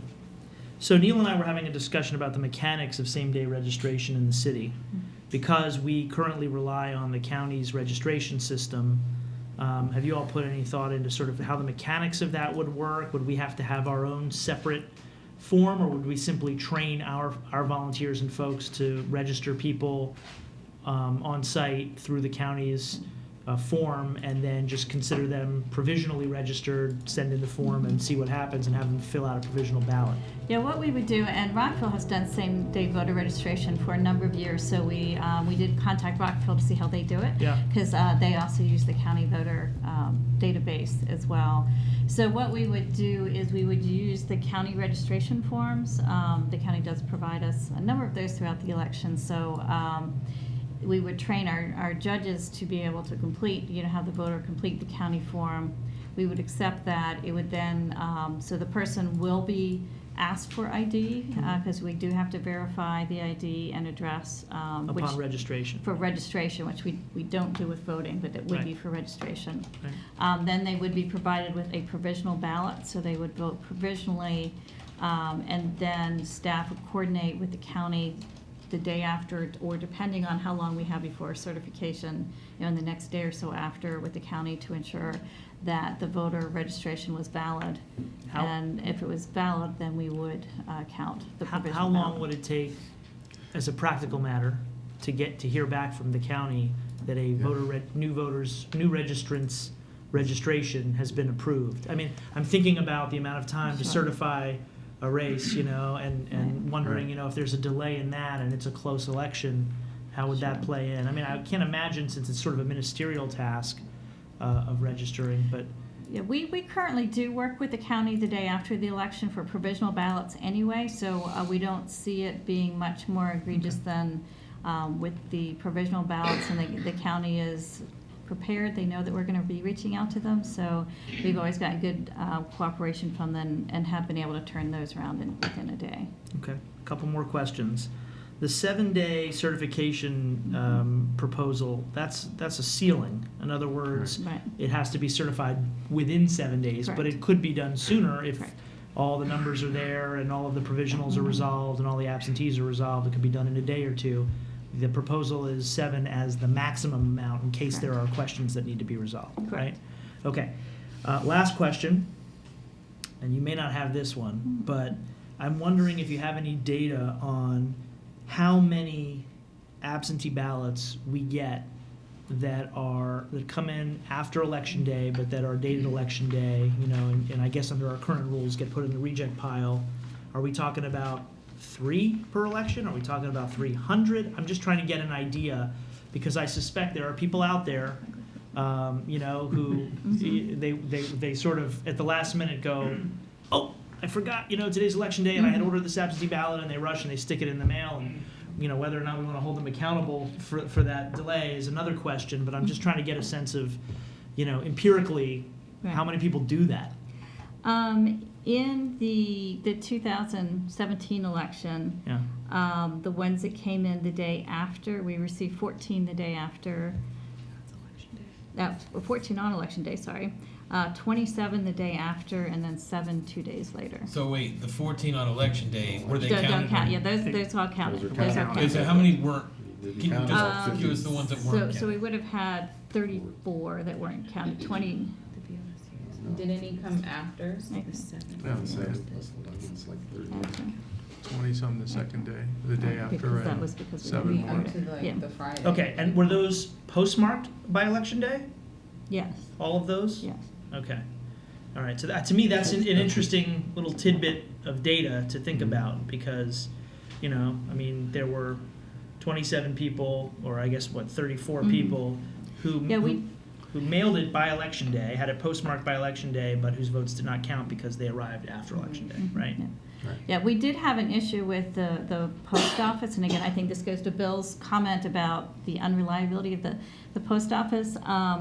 We did find that a number of our absentee ballots, even though they were addressed to this building's address, they were sent to the County Board of Elections, and then the County Board of Elections forwarded them to us, and those were some of the ones that were received late. So those are received late, Yes. And we're not counted. and we're not counted.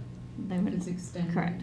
You could have received it. What was do you know what the sort of time lag was? Like how long from the, I mean, because they were postmarked, so they were postmarked initially by the voter and then sent to the county board, even though they had the right address on them. Then the county board took some amount of time, whether it was a day or a week, to forward them to you. Yeah, I mean, they all came within like the longest that they were was 2 days after the election. Yeah, but the point is if you received them But after the day of the election, you wouldn't count them, even though somebody might mail it 2 the weeks Board or of 3 Elections weeks. down the street might have Right. received them on election day. Right, Right? that's what I'm getting And at. so that's Yeah. really, What did the Board of Elections do with them exactly? Did they put them back in the mail, or did they Yes. call you up? They put them back in the, They delivered they- to us. oh, sorry. They did, They hand deliver delivered. them.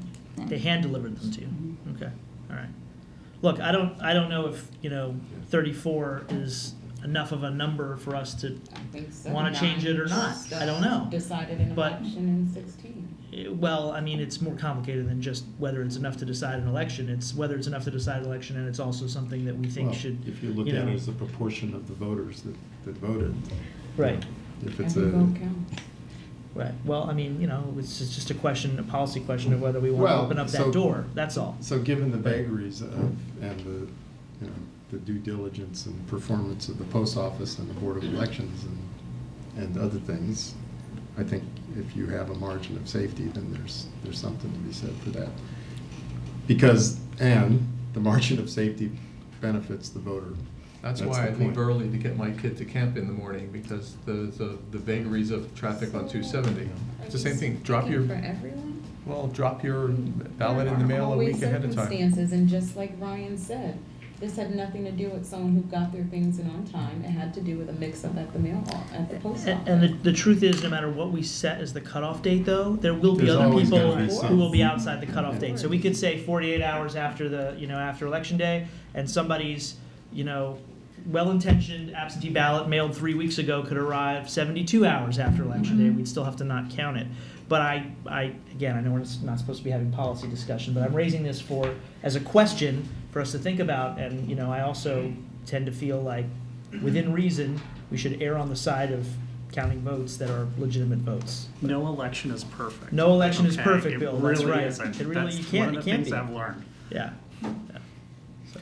All right, well, let me open it up to the public and give anybody who'd like a chance to speak on this topic up to 3 minutes. We ask that you state your name, your address, or neighborhood for the record. Do we have any speakers this evening?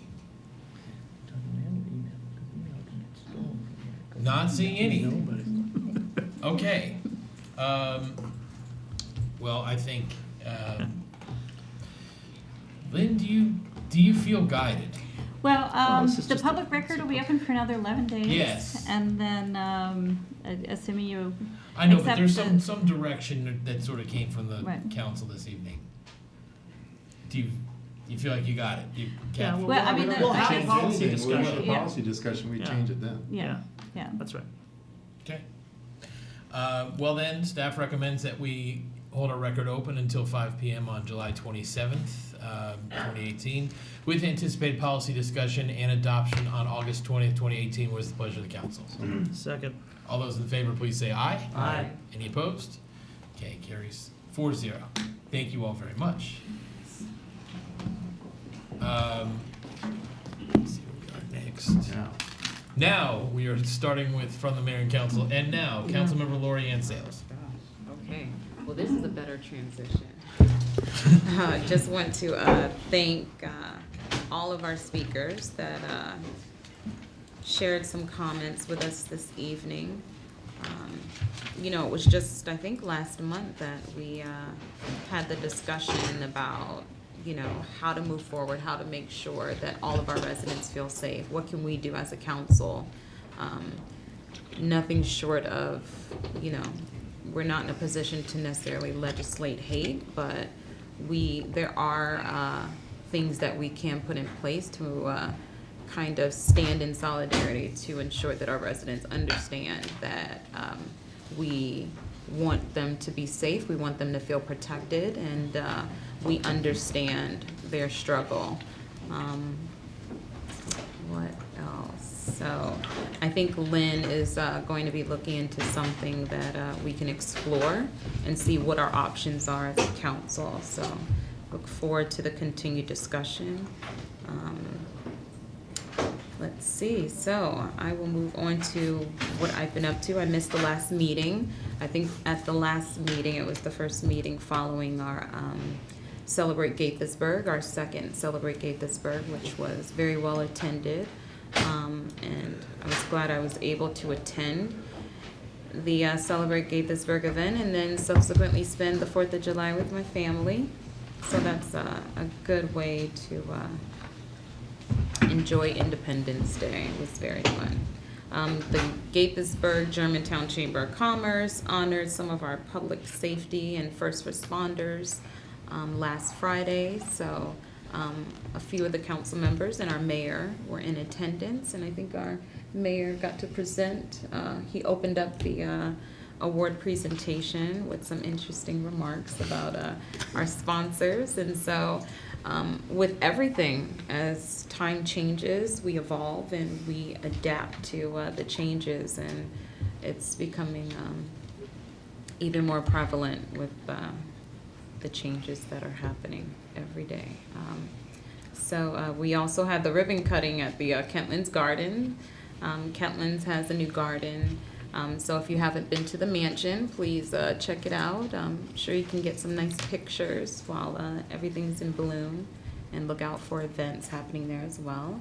On Sunday, I had the pleasure of working with the Muddy Branch Alliance to clean up Isaac Walton League with members of the Church of Redeemer. They chose the Muddy Branch Alliance, our local nonprofit in Watershed, to complete their day of service. So that's all I have this evening. Thank you, Lori Ann. Neil. So, thank you, Mr. Mayor. I also was at the ribbon cutting at the new garden at the mansion. It's really very spectacular little spot. I was married at that mansion, actually, and I may have to do it again sometime because of that spot. No, actually, I told my wife she's the second and final wife, so that's it. It's too hard. No, too happy. Okay, I'm in trouble now. Stop it. You would Anyway. love this thing on. You would love to meet Michelle at the side garden so you could renew your vows. She's used to me by now. Yeah. So anyway, we had a great Independence Day. Speaking of my wife, she was born in England, so she used to live in fear of Independence Day, knowing that she was a British subject, but she is an American citizen now, so she feels safer. One thing I'd like to say about a future event, this Friday morning at the monthly meeting of the Economic Development Committee here in Gaithersburg, they've asked me to give a little talk about transportation. And I've gone through and done some analysis of transportation plans from the Transportation Planning Board at the Metropolitan Washington Council of Governments. So if anyone who's not a member of that committee would like to come in and see me do some number crunching and PowerPointing and discuss, hopefully have an open discussion about how to make things work better. I think I'd like to share some insights as to why things are not working as well as we would like, and start looking for better ways to make things work better. That's it for now. Thank you. Thank you, Neil. Ryan. Not much this evening. Just want to echo what's been said about the public safety breakfast, the annual breakfast hosted by the Gaithersburg Germantown Chamber of Commerce. Really some incredible stories of heroism from our city and county public safety officers and first responders. One of the events during the year that you really kind of, it gives you goosebumps to hear about the things that our first responders put themselves, the situations they put themselves into, the harm they put themselves into to protect and save folks. I will also comment that it's nice to see that in addition to recognizing them for their heroism, that event clearly celebrates the type of philosophy that we as a city and a county have when it comes to community building, community policing, interacting with all of the diverse communities within our larger community. The officers, the police officers, and other public safety first responders themselves are a very diverse group, and that was sort of on display as well at this event. And if you all haven't had a chance yet, I'd encourage you to take a moment to read these little blurbs, these very short stories about why these officers and EMTs and others, firefighters, were getting recognized, because these specific stories of individual heroism are really incredible. We forget that they're out there every day doing that.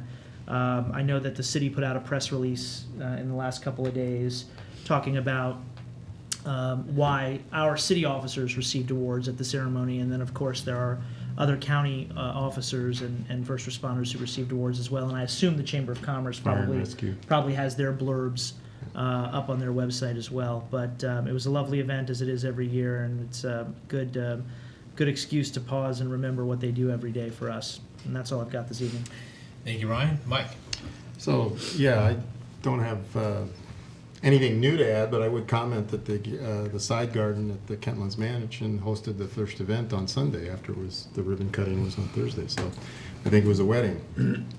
And then, as Ryan said, there was a press release about the Public Safety Awards. I just want to call out and acknowledge the officers who received those awards. Officers John Duke and Nathan Provost received an award for Distinguished Service Citation for dedication to duty and professionalism in a highly stressful situation.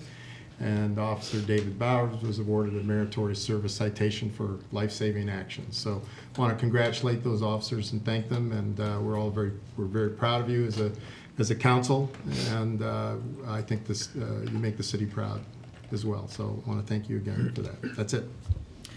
Thank you, Mike. Let's see. Next week we have a work session right here, 7:30 p.m., July 23rd, to receive an update on the herbicide, pesticide use on city properties for weed control. We will not have a work session on Monday, July 30th. The next regular session of the Mayor and Council will be on Monday, August 6th here at City Hall. We'll go to from the City Manager. Thank you, Mayor. Just one item that is in regard to the parking permit program. As I've said a number of times, we continue to work to move that forward. As I mentioned, I think the last meeting, we were kind of sidelined by the moratorium that was adopted in a Virginia municipality, added some complexity to the issue. We have developed a survey that we're interested in distributing either to neighborhoods that already have a program or just all the neighborhoods. It is not a survey that says, do you want a parking permit program? It is a survey that says, here are standardized criteria for establishing one. What do you think of those? As we recently adopted the policy, you guys would like to see these types of surveys. So we'll forward that to you for revision, and also about how many places you wanted to see. We see two different roads here, either going to the legacy neighborhoods that have them and see what kind of excitement it may cause that there would be changes coming, or just send it out to everybody and get comment on the criteria. So we don't need feedback tonight, but that'll be part of the ask when we send out the survey. And that's it. Thank you. Go on to Economic Development, Mr. Tom Lonergan. Thank you, Mayor. Good evening. Just one item tonight. Halfway through 2018, and Gaithersburg's office market still looking to be in pretty good shape. Through our online subscription to CoStar, Economic Development staff has been tracking the analytics for about 150 Class A and B properties located within municipal boundaries. As of July 1, our overall direct vacancy stands at 6.8%. If you add the sublet space, we're at about 7.7, up slightly year over year, but still among the lowest recorded since 2008 when vacancy rates peaked around 20%. Average rent of $23.16 a square foot is considerably higher year over year, and some properties around Rio are commanding rents of $35 a foot or more. By comparison, Silver Spring is just over 9% vacant, though average rents run closer to $30 a foot. Rockville, nearly 10%, Germantown, 12%, and our retail vacancy rate is sitting just below 2%. Of course, we continue to highlight our lab space vacancy, which is up a notch to 3.5%, up a tick, but still historically low and likely due to churning in the market. Good overall, toolbox and incentive programs continue to distinguish the city from area competitors, as does our inspection and approval processes. Our staff will continue to do our best to work with landlords and brokers to bring those numbers down further. That's all I got. Thank you, Tom. Thank you. A quick question, Tom. Is the play area reopened? I heard that there was some issues. Yes, the fountain folks were out this morning and turned it back on. Good. Thanks. Thank you, Tom. Rob Robinson, we're going to move on to policy discussions, and we're going to start with the sketch plan for Kimco. Yes, bear with me a second and we've looked at enough of elections.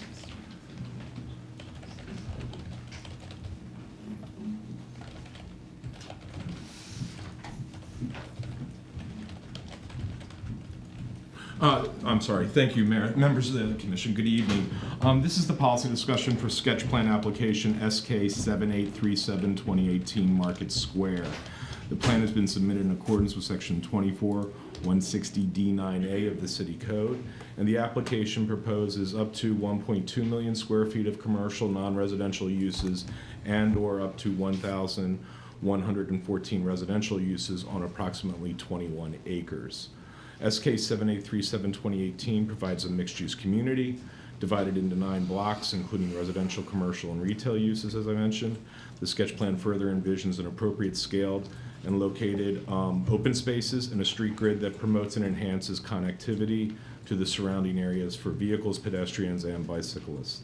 The plan is designed based upon the goals and vision of the Kentlands Boulevard Commercial District Special Study Area Master Plan.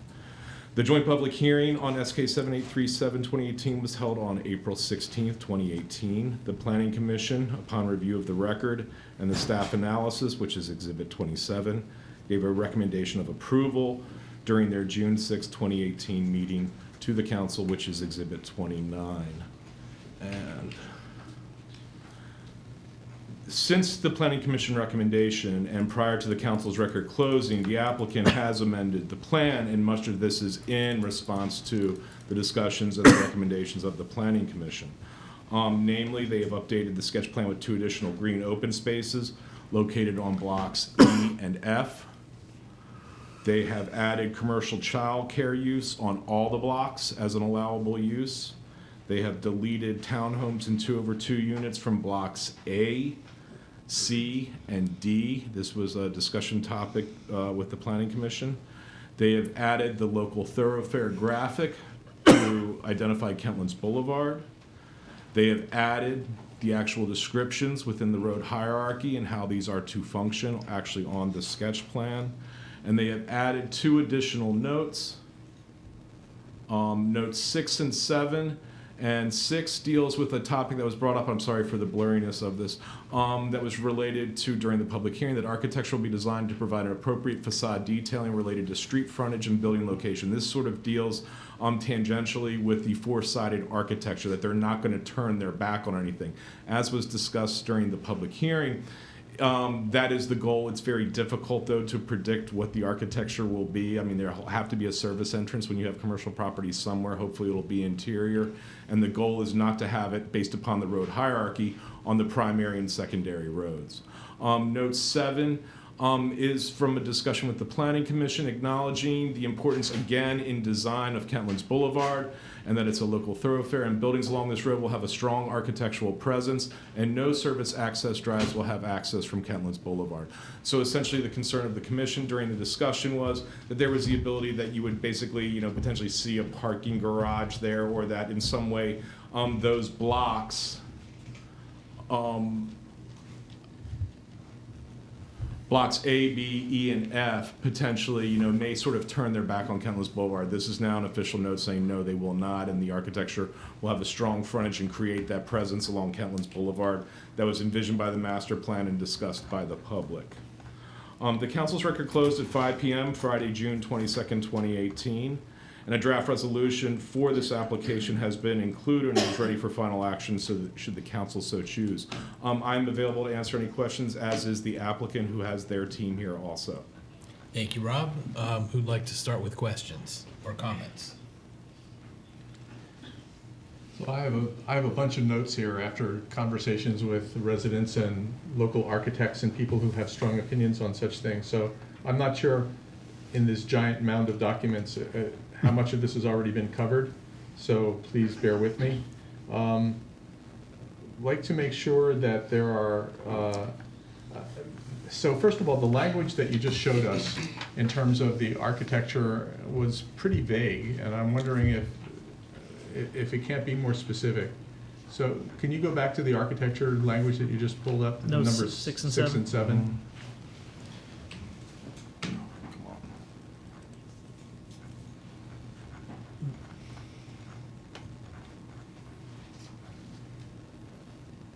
Okay, we don't see it. We're waiting there. till the TV, there we go. So number 6, architecture will be designed to provide appropriate facade detailing relating to street frontage and building location. I mean, I'm not even sure what that is trying to tell us.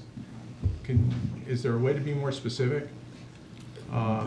Appropriate facade detailing. I mean, I think what we're looking for is for buildings to be basically fronts all around, rather than having an obvious back to a building, and to have services be on the interior. Is that what we're talking about here, or is that a reasonable request? Yeah, because I'm of the opinion you have to look at this in conjunction with the road hierarchy and how the roads are to function. So when you look at the primary, it's where the active ground floor use is. So obviously you're not going to have a rear of a building where you're creating your commercial pedestrian-oriented street, either with your primary or secondary. But as is identified on here, because it will be needed, trash has to be picked up, deliveries have to be made, those things do occur. There is the network of tertiary service and access alleys, but as the applicant has said, the goal is not to, while these uses have to occur and you have to have something, the goal is interior parking garages, and to have as appropriate facades as possible. The goal is not to dumb down a facade because it is on a service alley. And I think the best way to sort of explain this is when you look at these potential services, they are having important frontages. So the goal, it was heard from the community that they don't want their backs turned on the live-work units. So even though there may be a potential service alley, there is an existing service alley essentially here. There may be some service uses, but the goal under Note 6 is not to use that as an excuse to dumb it down and create, a back. Okay, so let's get down to the point you just made of the existing service alley, because there have been some discussions in the Kentlands groups that are looking at retail, basically to the effect that service alley is not really performing very well. It kind of makes the back to the Live Works units pretty unfriendly, even though those are also secondary entrances to those buildings. So are we doing anything to move the trash facilities or to spruce up that area? Is that part of this It's not plan? on Kimco's property, so that is not an obligation under Well, the sketch plan. I And especially understand. since Block A is the outer phase, so this is a 20-year out phase. Sure. I guess part of this discussion and part of the discussion previously about Kentlands Boulevard is that what do you do about the edges of this where it's not, Kentlands Boulevard doesn't belong to Kimco, doesn't belong to Saul, belongs to the city, but it's important that everything ties together. I think that those blocks that are adjacent to the Live Works units need to tie together with them. So somehow in this plan, we need to make sure that it all fits. So let me move along. In terms of the ground floor product, I guess, from the last time that we looked at this to this time, the townhome concept has gone away, is that correct? For blocks A, D, and C, and the planning commission was split on this. The discussion was, given the proximity to the live-work units and the connectivity through this onto there, that single-family housing would be too low in density and wouldn't provide the height. That essentially the discussion that was going back and forth was that coming in, while you have this larger open green area, you want to start trying to get height and massing and densification.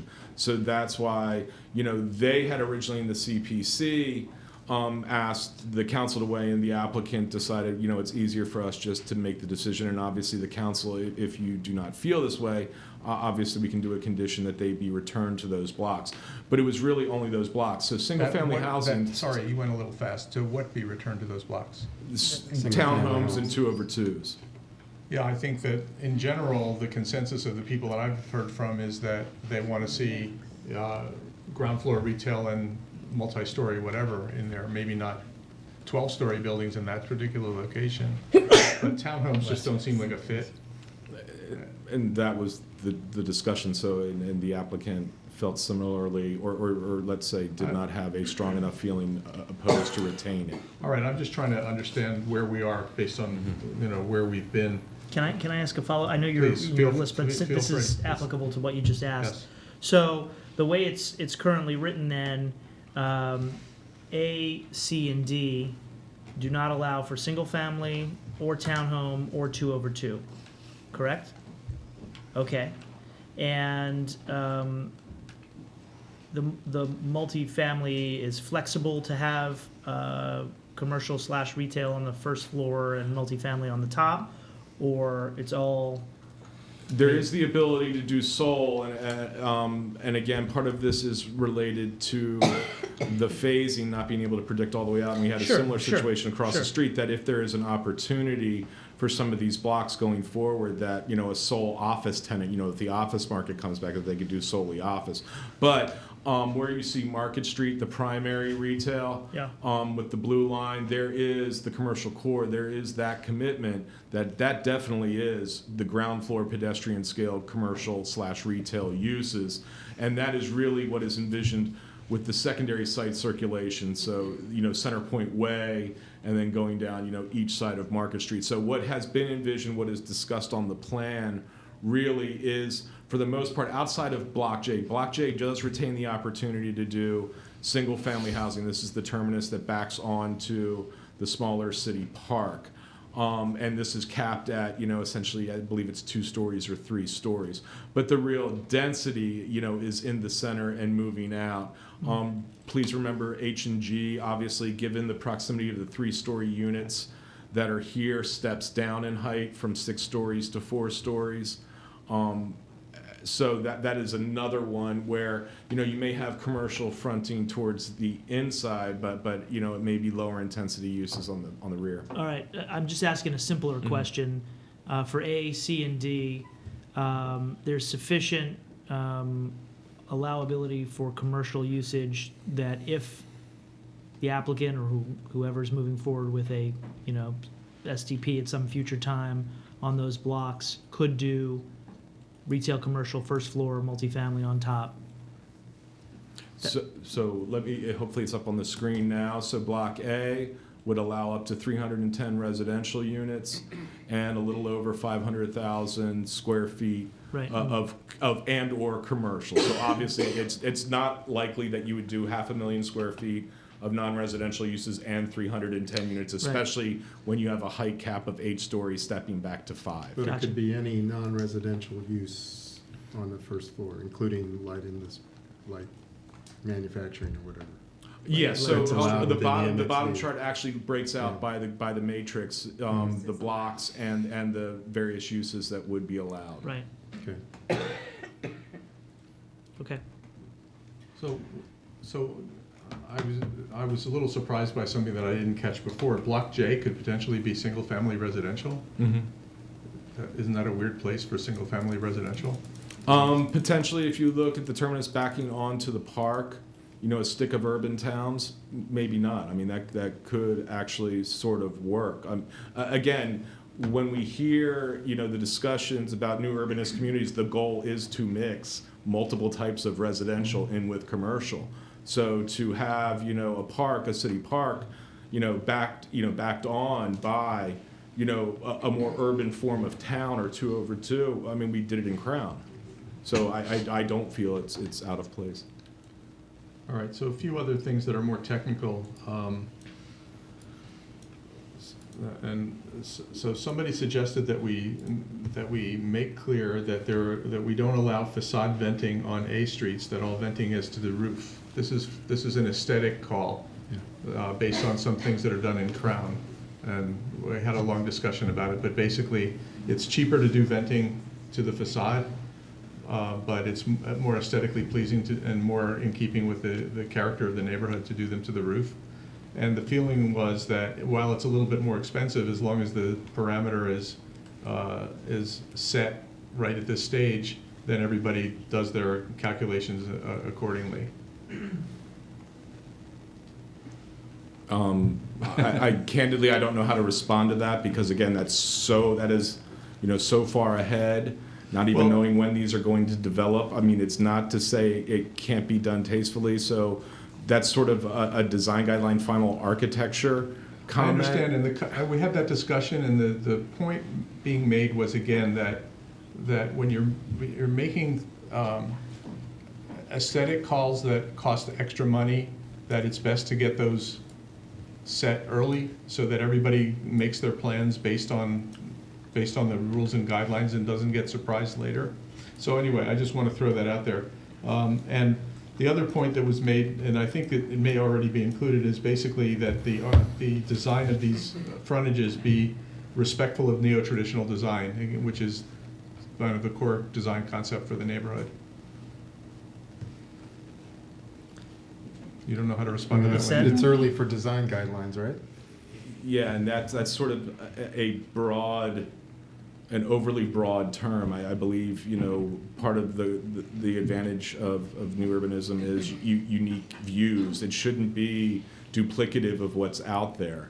We should be striving to be harmonious and complementary, but to be unique. And that's why, when SDPs come in, we review the design guidelines on a case-by-case basis, for those points, to try to say at this point they're there to follow a specific architectural aesthetic, I think is a little bit premature.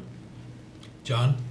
Good evening, Mayor and Council. I just wanted to make the point that this is sketch plan. This is, we have 2 more bites at the apple on this plan.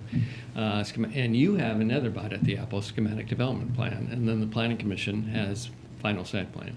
Sketch plan is intended to be a concept plan that is very preliminary and gets the developer to the next step. And it's very challenging to be asked these very specific questions when they really do not relate to what is at your hand at this point. So in response to that, because I did raise that point in the discussions as well, the response was that what I've heard and what you've shared with me from developers is that it's much easier, faster, and less expensive for developers if they know what to expect as much as possible going in, what the rules are, and where they're going to get pushed back. So that's the question: is how far do you take that at sketch plan level versus the later phases? If say Kimco brings in a residential partner, because that's not particularly their specialty, and they go out and have drawings done, and they hire various contractors, and then they come to us and we say, oh no, we don't want it that way, we want it this way. I think it would be easier for all parties and a smoother practice if we set that as much up front as possible. But I understand that that's not traditionally what's done at this phase. I understand that too, Neil. I was a developer myself for 27 years, and I know that I'm not trying to mansplain development to you, John, honestly. I understand how certainty is important to developers, but it's an incremental process, and sketch plan is sketch plan. It's very preliminary, and that they're not expected to get into those kinds of details at this point. And, you know, they're looking for approval of sketch plan, and then they move on to the next step. And the next step will, you know, generate the more detailed. So you want me to ignore these 27 other things on this piece of paper? No, I'm actually at the end of the list, so if it's not reasonable, that's fine. I just wanted to throw it out there and make sure that I understood what, you know, that everyone understands what we need to do, and how far we can take it at this point is fine. It's understandable. And we respect that. Okay. Thank you. Can Go I ahead. ask about where things stand with setbacks?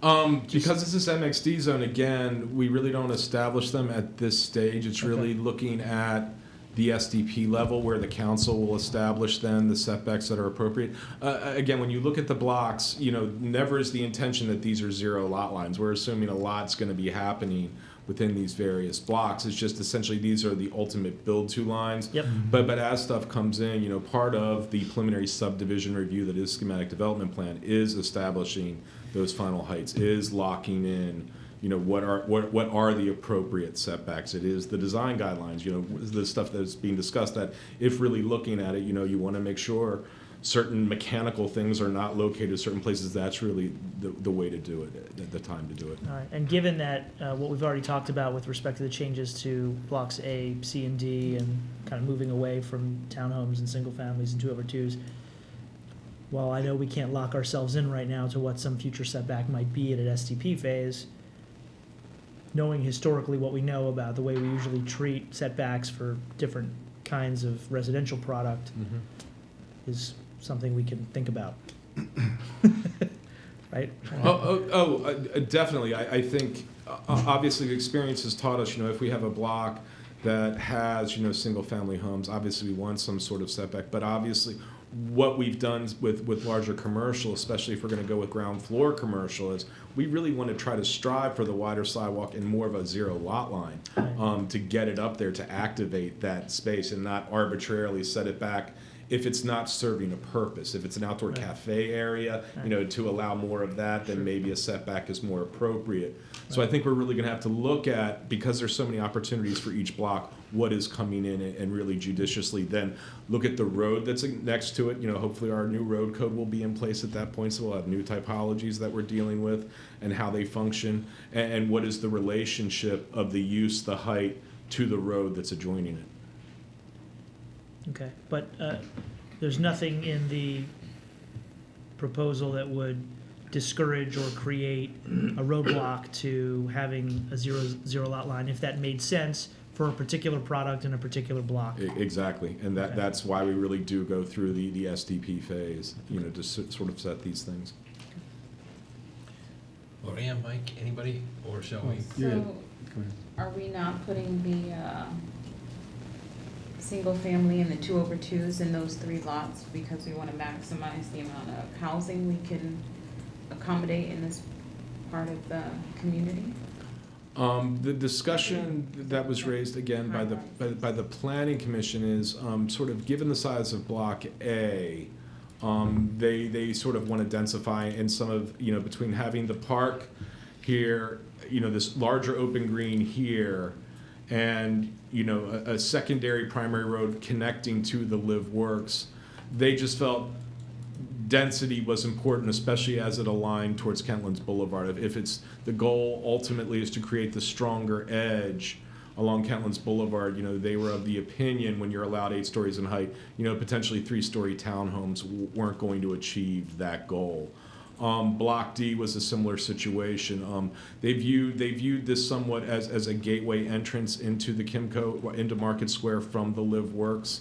So they wanted somewhat of the relationship, and they just figure they were the debate going back and forth. Some of the commission wanted, because these are such outer phase blocks, wanted to retain the opportunity, especially not necessarily at this stage knowing what the needs or the policy of the council will be going forward in the future with housing.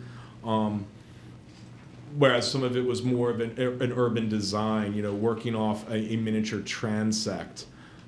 That you know, the 4-story, 3-story height was was all the existing structures, surrounding it. So slowly, as you work your way towards Market Street, you should be increasing in height and density. So it was two different things. Again, the applicant just decided, but again, the applicant wasn't necessarily opposed to begin with having single family. So if the discussion, this evening from council is to return single family, I think they may be amenable to that as an option. As an option, I just don't think we should take anything off the table until we see how things are laid out first and see what's possible. I just think it's too soon to kind of imagine what it would look like without taking away that option. I would respectfully disagree, because for me it's a priority to create the vibrant urban connection between Market Square along Centerpoint Way toward Main Street. the Main Street Pavilion, which I think is what the intent here is. And so I would want to do things that would sort of encourage that to happen.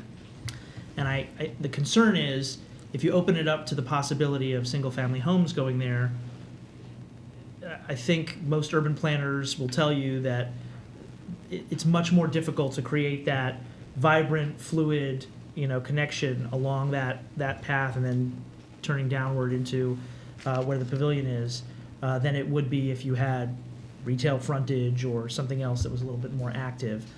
So I'm going to respectfully disagree on that one, and I think that may be where the Planning Commission was coming from. Again, that was truly the discussion, the stronger edge from the urban design, more dense, whereas opposed to retaining flexibility for 20 years out, not knowing what the needs will be. So it was, and that's why they didn't take a specific position. Yeah. But I also wanted to ask about the green in Block A. I mean, I assume it was put there because it's nice and easy to square off the rest of Block A by putting that green there. Does staff or the applicant have any thoughts about why it makes sense to have the green there as opposed to other places, aside from the fact that it simply nicely squares off the rest of Block A? Well, with some of the earlier discussion, besides squaring it off, it was nice because it created the synergy with the Kentlands Pavilion that's right across. So it was sort of looking now where this is, virtually a glorified alley that we're turning into a road. It does create, a balanced opportunity, and not only will it serve obviously this community, but more so, also the live work. So there is that synergy now that will occur sort of when you go across those grand scheme of parking. Because again, if I go back to the other page where they talk about the various strategies for open spaces, these corners may be more hardscaped in nature. So this was someplace, again, we heard, staff heard a lot when we were discussing the Saul development, the Saul sketch plan across the street. And while the Kentlands Boulevard master plan didn't call for any green space here, we heard very clearly, and we agreed with council and the planning commission, that if you're going to bring in 1,000 units, there's going to be children, there's got to be opportunities for something that's green. Not in this context, a soccer field, as we said, with Saul wasn't necessarily appropriate, but something that's there, that's within, immediate walking distance of the community.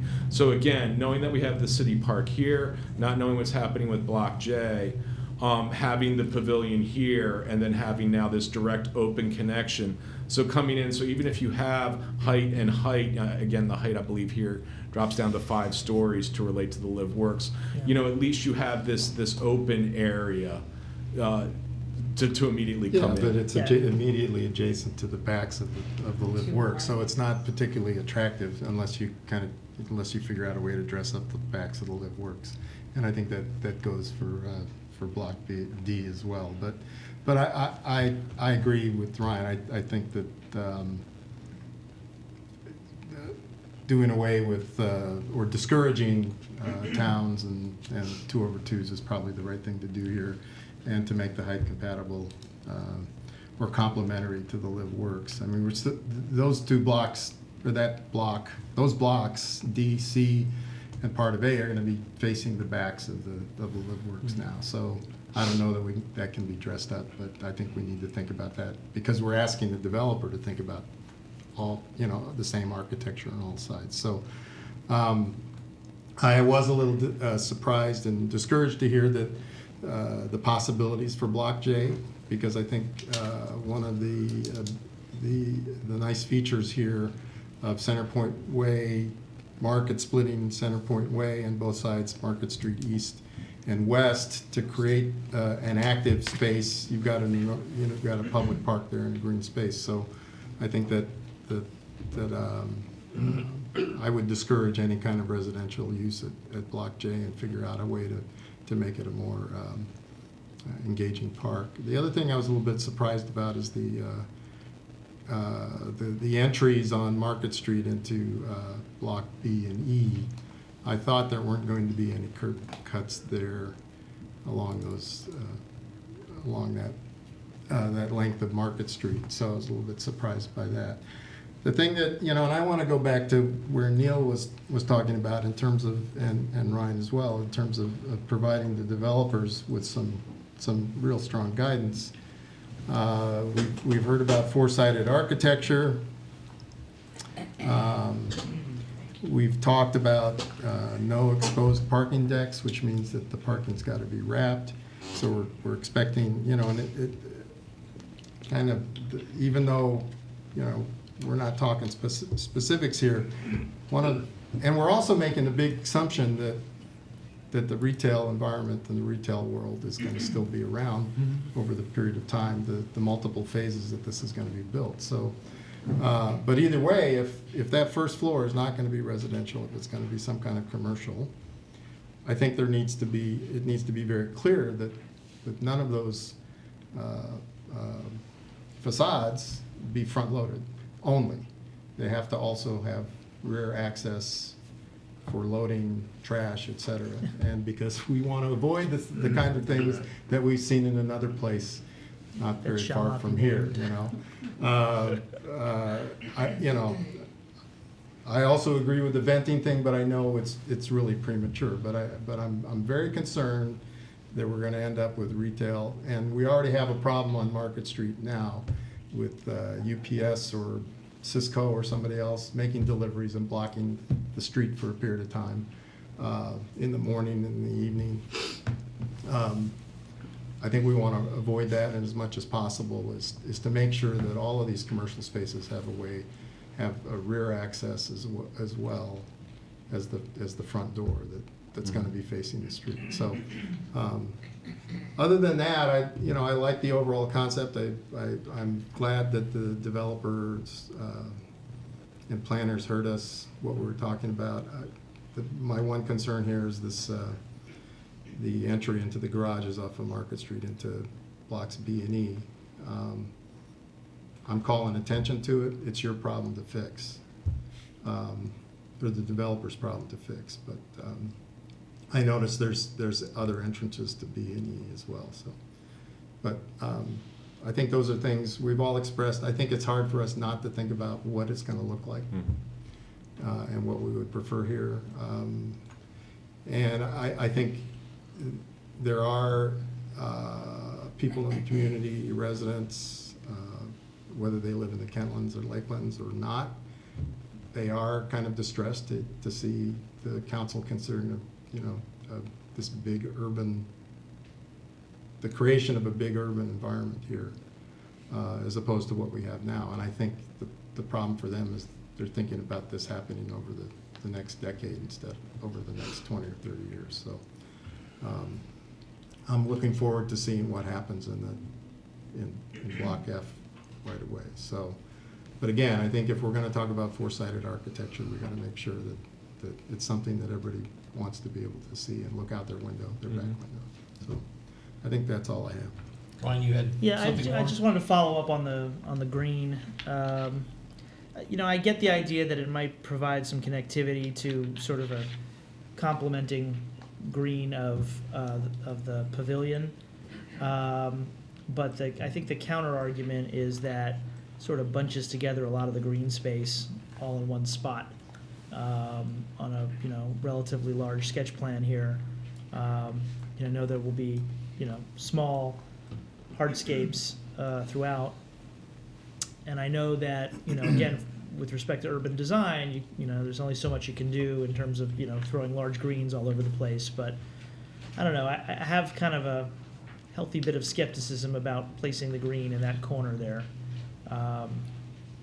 maybe not, not enough to cause me not to support this, but I don't know what my colleagues think about it, but, it's just another thing that I want to flag. And I guess the question is, if the sketch plan is approved as is, does that lock the green space into there and require some change to the sketch plan if it was going to be moved around at a later time? Basically, the note says potential key open spaces, focal points, so we're talking about it in green, but obviously as it comes in, if the decision is to create it something else, I think the real goal is, obviously we envisioned it being, because of the shape, an opportunity for green, but if it becomes something like the Old Town Plaza that we just did, and that's how it works out, that still works within the sketch. That's why it's bubbled out. We're not saying it's got to be this acreage. We're not saying it has to be programmed this way. Oh, I think what I'm talking about is something different. It's, whether that bubbled area can be moved to somewhere else on the sketch plan at some time date, and if the applicant and the city, cooperatively decide that it should go somewhere else. Obviously, we like the idea of having a certain amount of green space and open space, but what I'm saying is that I'm a little skeptical about the location of that bubble. So I don't know I think that's a little different than what you were saying. I think the opportunity, again, because this is not subdivision and it sets the broader net. We know the intent. I believe, obviously if the intent was to maintain this sort of green space that was envisioned, but maybe adjusted on another block or within this same block, I don't think under SDP findings that would necessarily violate the sketch plan. To completely say, you guys showed green and open spaces and now they're coming back later with not doing any, I think that might be a tough sell, but to go, hey, now that we're at subdivision and looking at it, we have a better way to incorporate it. I believe, and I can turn to Lynn on this if she feels the same, because this isn't subdivision. It's not, platable, so Okay. it's establishing the primary elements in the rough locations. Right. So I don't know if you had anything to add on that. Yeah, Lynn, no, but- I think that there is some flexibility of moving that within the site. Okay, all right. And, it may all work out fine, and it may be good there. I just wanted to raise that because... A perfect example is Crown. The original sketch plan where it showed the community park in Neighborhood 3 was closer to Fields Road, and upon looking at it, we shifted it down closer to the end of DeCoverly, and it didn't warrant, having to amend the sketch. Okay, Neil. thanks. So I actually have an important question about parking. And right now, there's kind of a de facto shared parking arrangement behind the LiveWorks units where I think the land actually belongs to Kimco, the parking lot, but it's used primarily by patrons of the LiveWorks units. So are we doing anything in here to guarantee that there'll be sufficient parking for those units once these other blocks are developed? Will they get access to those parking garages, or how are we going to deal with the loss of parking for those businesses? I'd have to turn to Kimco. I can't speak to that. That's not, again, within the scope of this sketch. There is all the garages are meant outside of, I would assume, the residential where it's keyed, but because it's commercial uses, it's public parking. But to say there's going to be an agreement between the LiveWorks and Kimco, I'm just not aware. Kimco's here; they can speak to that. Well, it would seem like you could have, there's some tentative locations for entrances into parking for C and D and A. And you could also put those on the side, put some of those entries on the service road or alley, whatever you want to call it, between the LiveWorks and those buildings as well. And then that first floor parking could be related to retail on either the main street or within those blocks. That would be another way. Stu, did you want to? Looked like you were sort of I'll raring just to say, come up here. Hey, Stuart Barr, or Charlie and Brewer. I'll just say that we'll take into account all parking conditions and requirements and expectations at the appropriate time, of course. Okay. I think that's all we can say at this point. Okay. Thanks. All right. Lorian, did you have more, or where are we at this point, council members? Well, going back to Ryan's point about how permanent these green spaces are, and I know we talked about what the facade should be along Kentlands Boulevard, but I don't think it would be a bad idea to think about putting some green, small, pockets of green along Kentlands Boulevard, along those facades, as well as the frontage, the street-facing sides as well. So I think, understanding that there is some flexibility here about where the green might go, I think that's an option. So. All right, so this is policy discussion. How's the council want to handle this? You want to move forward? Yeah, I'll move approval of the sketch plan. I'll second. Okay. All in favor, please say aye. Aye. Aye. Any opposed? Okay, carries 4-0. Thank you very much. Next, we're moving on. We have Kirk Eby, and we're going to move on to the Saul infill project.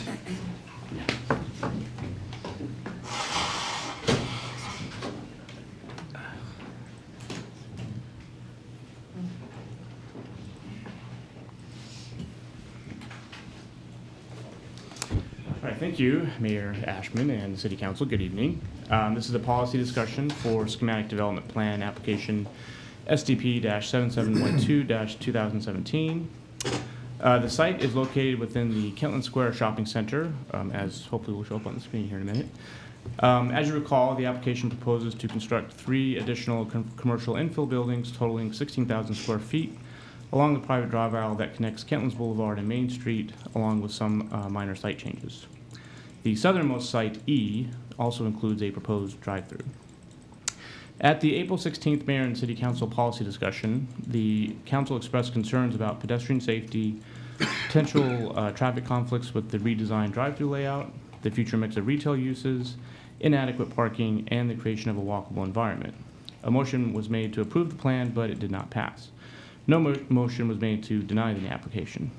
Following a request by the applicant, both the Council and the Planning Commission voted to reopen their records to allow the applicant to submit a second redesigned plan. On May 15th, the applicant submitted a revised site plan that reconfigured the drive-through lane and the parking adjacent to Site E, and that was followed by a full revised plan set that was submitted on May 25th, and that is Exhibit number 99. The Planning Commission reviewed the second revised plan at its June 6, 2018 meeting and voiced its support of the redesign as a further improvement to the plan. In response to concerns about evolving transportation choices and the proposed plan's interim nature, the Commission added a third condition to its recommended approval, which requires the applicant to resubmit the plan for further consideration unless construction has begun on at least one of the infill sites within 5 years of the SDP approval. So now looking at the actual revised plan, hopefully on the screen, yes. The drive-through has been relocated to avoid the parking area adjacent to the proposed building, helping to separate Site E operationally from the other infill sites. And this operationally independent aspect of Site E's current redesign directly addresses the Council's concerns about potential traffic conflicts and pedestrian crossings from the parking lot, since the drive-through has been further isolated from pedestrians, the adjacent parking, and other traffic circulation routes. Specifically, looking at this plan compared to the prior design, the drive-through lane has been reconfigured to physically separate it from the adjacent drive aisles, reducing potential conflicts from vehicle stacking that may extend past the drive-through entrance. So that would be along this other drive aisle access here. The drive-through lane has also been physically separated from the associated customer parking, eliminating the likelihood that customers will need to walk across the drive-through lane to reach Site E. So you see in the old plan, there was a little bit of customer parking here adjacent, and now there's a lot larger parking here, also, again, physically separated from the relocated drive-through lane. Access to the adjacent parking is via one entrance only, and the area adjacent to the drive-through lane, which is highlighted on yellow, has been changed from parking to stormwater management and landscaping, which also reduces potential pedestrian conflicts. Also, staff prepared a technical memo of best practices for drive-throughs, and this reconfigured drive-through also meets those best practices. mainly because the drive-through is located to the service side of the building rather than along the primary frontage. It does not connect to the public street or the primary central driveway. It is separated from parking and other drive aisles by a curb and has a stacking length of 200 feet that can accommodate 10 cars. And lastly, it has an access point located away from the major nearby intersections. And last, in response to the traffic circulation concerns from the council, the drive-through has been reconfigured to provide several options for exiting the drive-through lane, as illustrated on this drawing, which utilize both the secondary drive aisle and the central driveway. Staff further notes that Site E remains oriented parallel to the center drive aisle, which continues a strong street wall along the central driveway while maintaining connectivity to Site D and retaining opportunities for outdoor seating and other amenities. So the council's record closed at 5 p.m. on June 22nd, 2018, at which time there were 116 exhibits in the record. The applicant has provided a closing statement in support of the plan, which is exhibit number 116. And should the council wish to take action on the schematic development plan, staff has included a draft resolution with the 3 conditions. And I'm available to answer any questions from the council, and the applicant's team here is here as well. Thank you. Sure, thank you very much. I want to thank the applicant for going through several different iterations of this, trying to sort of satisfy the concerns, answer the questions from the council. As some of you may remember, I would have, supported the previous version, but I understand where the council came from, and I think that this version of it goes further to answer the questions and concerns of the council. I watched the Planning Commission discussion of this matter with great interest. In fact, I commend the members of the Planning Commission for their thoughtful debate on this, both sides of it. And I think it's really been well thought out. I think in terms of what this plan does, and I know Kentland's in the MXD zone is supposed to be favor pedestrian-friendly environments and sort of to some degree reduce or expect a reduction in our dependence on automobiles. I think this plan satisfies that because currently there's absolutely nothing for pedestrians in that parking lot. And so if we go from essentially a 0 in terms on the scale of 1 to 10 in pedestrian friendliness, and we get to an 8 or a 9 with the connectivity we have here, but we don't quite get to 10 because there's a drive-through, I think that's still okay. I think we're still good, and I think with the reduction of parking spaces, we are to put this infill development, we are essentially reducing our dependence on automobiles, or expecting that. So I think this satisfies the requirements of the zone. I think everything's been done pretty well here, and I would support it. What's the pleasure of the council? Who wants to go first? Well, so can you pull up the design again with the new one? Sure. I mean, this is well, this is the one illustrating that. I'll just bring it back, the regular one without the. So the pink area, that's where a sidewalk. How soon will the Yes. sidewalk be done if the other 2 buildings aren't? Right. So one of the conditions that the Planning Commission had added, which is, I believe, condition number 2, relates to or requires the applicant to submit a phasing plan showing how they intend to, or what part of the sidewalk they intend to do when they come in with one of the buildings, with any of the buildings, really. So if they came in with 1 or 2 or even all 3, obviously if they came in with all 3, they probably would need to do the entire thing at that time. The commission discussed that particular condition, I think it was at their second review or the second iteration, and staff had proposed a condition, and they thought that it was a little too restrictive, so they wanted to have some flexibility that would reflect which building actually comes in. Because, for example, if the building next to the Chipotle building came in, only completing this piece here of the sidewalk and maybe reconfiguring this area of the parking lot, that might be appropriate, and then leaving this as it is. There is a sidewalk on this side of it. It is a narrower sidewalk, and certainly not the same pedestrian experience that you'll have here. But that was kind of the commission's thought, was that they wanted to have some flexibility and to recognize sort of market realities as well. So if they came in with all three, I think it would be obvious that they would need to do the entire sidewalk at that time. So you're saying that they're just going to do the sidewalk in phases as they build? Well, we don't really know. It's just a requirement that they would have to say what they were going to do when they submitted the plan. So if they came in even with just Site C, for example, they could propose doing the entire thing at that time. Or they could propose doing a portion of it, or maybe a reduced one. Maybe they would do the wide sidewalk here. Perhaps they would do a narrower sidewalk just to have the connection in place, but not, invest in the actual wide sidewalk. Because where, if it is a Starbucks, where they're at now, they have a whole patio. And so if they're going to lose all of that space, I just want to make sure that this new location, since it's more, walker friendly, and we want people to sit outside and enjoy the area, that they can be accommodated and that they have a safe, wide enough sidewalk to walk there.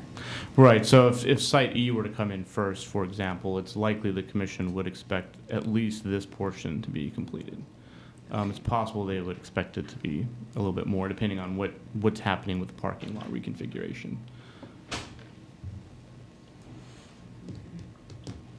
Who's next? Neil, Ryan, Mike? My position in our initial discussion hasn't really changed much. I appreciate the efforts of the applicant and staff and planning commission to address the concerns that some of my colleagues had. Seems like they've been addressed. So I'll stand by what I said previously regarding, not having the perfect be the enemy of the good, and understanding the applicant's acknowledgement that this is a shorter term, nearer term plan that really shouldn't be derailing longer term efforts to deal with the more major redevelopment of these lots. But my position hasn't really changed. So I'd like to come back to the sidewalk question. I mean, basically what you're saying is that when they come back with the specific plan to go forward with one or more of these sites, then the city, the planning commission, whoever would have the option of discussing how much of sidewalk would be put in. Is that correct? That's correct. Okay, so because I'm concerned that if the one spot is built and just one piece of sidewalk and there's a patio and you can sit outside, that's nice, but then you lose the connectivity to the whole rest of the shopping center. I would consider that a pretty serious issue at that point. So let me talk big picture of where I am, because I've really gone back and forth on this one. I supported this proposal last time based on my personal experience as a customer of the particular Starbucks that we've been speculating is the potential site here. And I see people park legally or illegally, jump in, get a cup of coffee and go. And it seems to me that there's a constant demand for somebody that just wants a cup of coffee and go. And it doesn't appear to me to detract from the fact that people also want to come in and sit down and have a cup of coffee and talk and do business and whatever. I was subject to some very intense discussion by the local architects who are the kind of guardians of the new urbanist philosophy, who have made very strong points that the design concepts behind this community and the MXD zone concept is to encourage walkability, and that having a drive-through is anathema to that. And I was pretty much on board with that last week, and then it was encouraged by others to look at the Planning Commission discussion, which I viewed the entire 2-hour plus meeting, and watched those. The fact that there was, first of all, no concrete evidence of one of the points that was attempted to be made to me, which was that if you make it too easy to drive in and out, people won't just come in and sit down. There just seems to be no backing for that at all, and I was asking for some evidence and none was forthcoming. There were many back and forth discussions at the Planning Commission meeting about whether this would work or not. And by the time the meeting was finished, the vote, I believe, was there were no votes for this project. So looking at that and giving it some thought and talking to as many people as I've talked to over the last several months in this project, I think at this point I've got to be in favor of it. I think one of the points I've made all along is that at the end of the day, I don't want to see the Starbucks leave the neighborhood if the current location isn't working for them. I think it's an important meeting place, a third place for the community. I don't think that's a great place for it, but that's their call as a commercial venture. And I would just want to make sure that it's that the interior space of the building is as conducive to the community gathering place that it is today, and not a little tiny place like the drive-through up the street. That there's indoor and outdoor seating. The drive-through aisle has been corrected to the point where it should be very functional given that parking garage. The parking lot, I would be much, much happier if I saw the rest of the SOLVE project moving forward as well, and that it all tied together. But at this point, I don't really see a particular reason to oppose it on the philosophy basis that drive-throughs are evil. It's supposed to be a walkable community. It is functioning as a walkable community, but we still use cars, and I think that it's going to work that way. Mike? So I've also been pretty consistent about this as well, and for many of the reasons that Neil stated. I think, but my biggest concern though is the precedent that this allows. I think if we I do concur with the idea that this is not compatible with the idea of new urbanism and with the MXD. So that's the first opposition. The next is that you make a case for one drive-through, someone's going to come back and say we want a drive-through here as well. So I think that just creates the opportunity where it would be very hard once we've approved one to deny another opportunity. So whether this is a Starbucks or something else, because I can't say that I don't think that we can dictate what business is going to end up where, and they're going to have to make their own decisions, and one company could decide to completely vacate the area as well. So on that basis, basically, it's the issue of precedence, and I think once we allow this, then we're going to see other applications to do the same. Now, the developers in the room, they could tell me that's not the truth, or that's not what could happen, but that's where we are. So I will. My position hasn't changed. I'm still opposed to the drive-through. Everything else about the design, the sidewalk, the connectivity that this allows, I think I buy into that. I believe they can accomplish those aims and objectives without the drive-through. But with the drive-through, I can't support the plan. All right. So does someone want to move let me just see where we are here. Got so many exhibits in this. Yeah. Is there public discussion at some point or no? No, that's already occurred. No, we're in policy discussion now, so it's all on you guys. So we have a resolution before us, and it's up to you guys. If you guys want to move it, then I'll move approval of SDP 7712 2017. Second it. all right. All those in favor, please say aye. Aye. All opposed, say nay. Nay. Okay, I'm counting 3-1 with Councilmember Sesma in opposition. So the motion carries. Thank you very much, Kirk. Thank you. Next, we have from the city attorney. Nothing additional this evening. Anything from any other staff? Not seeing anything. I will remind you, next week we have our work session on the herbicide, pesticide use in city properties for weed control. We do not have a work session on July 30th. The next regular meeting of the mayor and council is on Monday, August 6th. We look forward to seeing you then. Until next time, let's do great things, Gaithersburg. We are adjourned.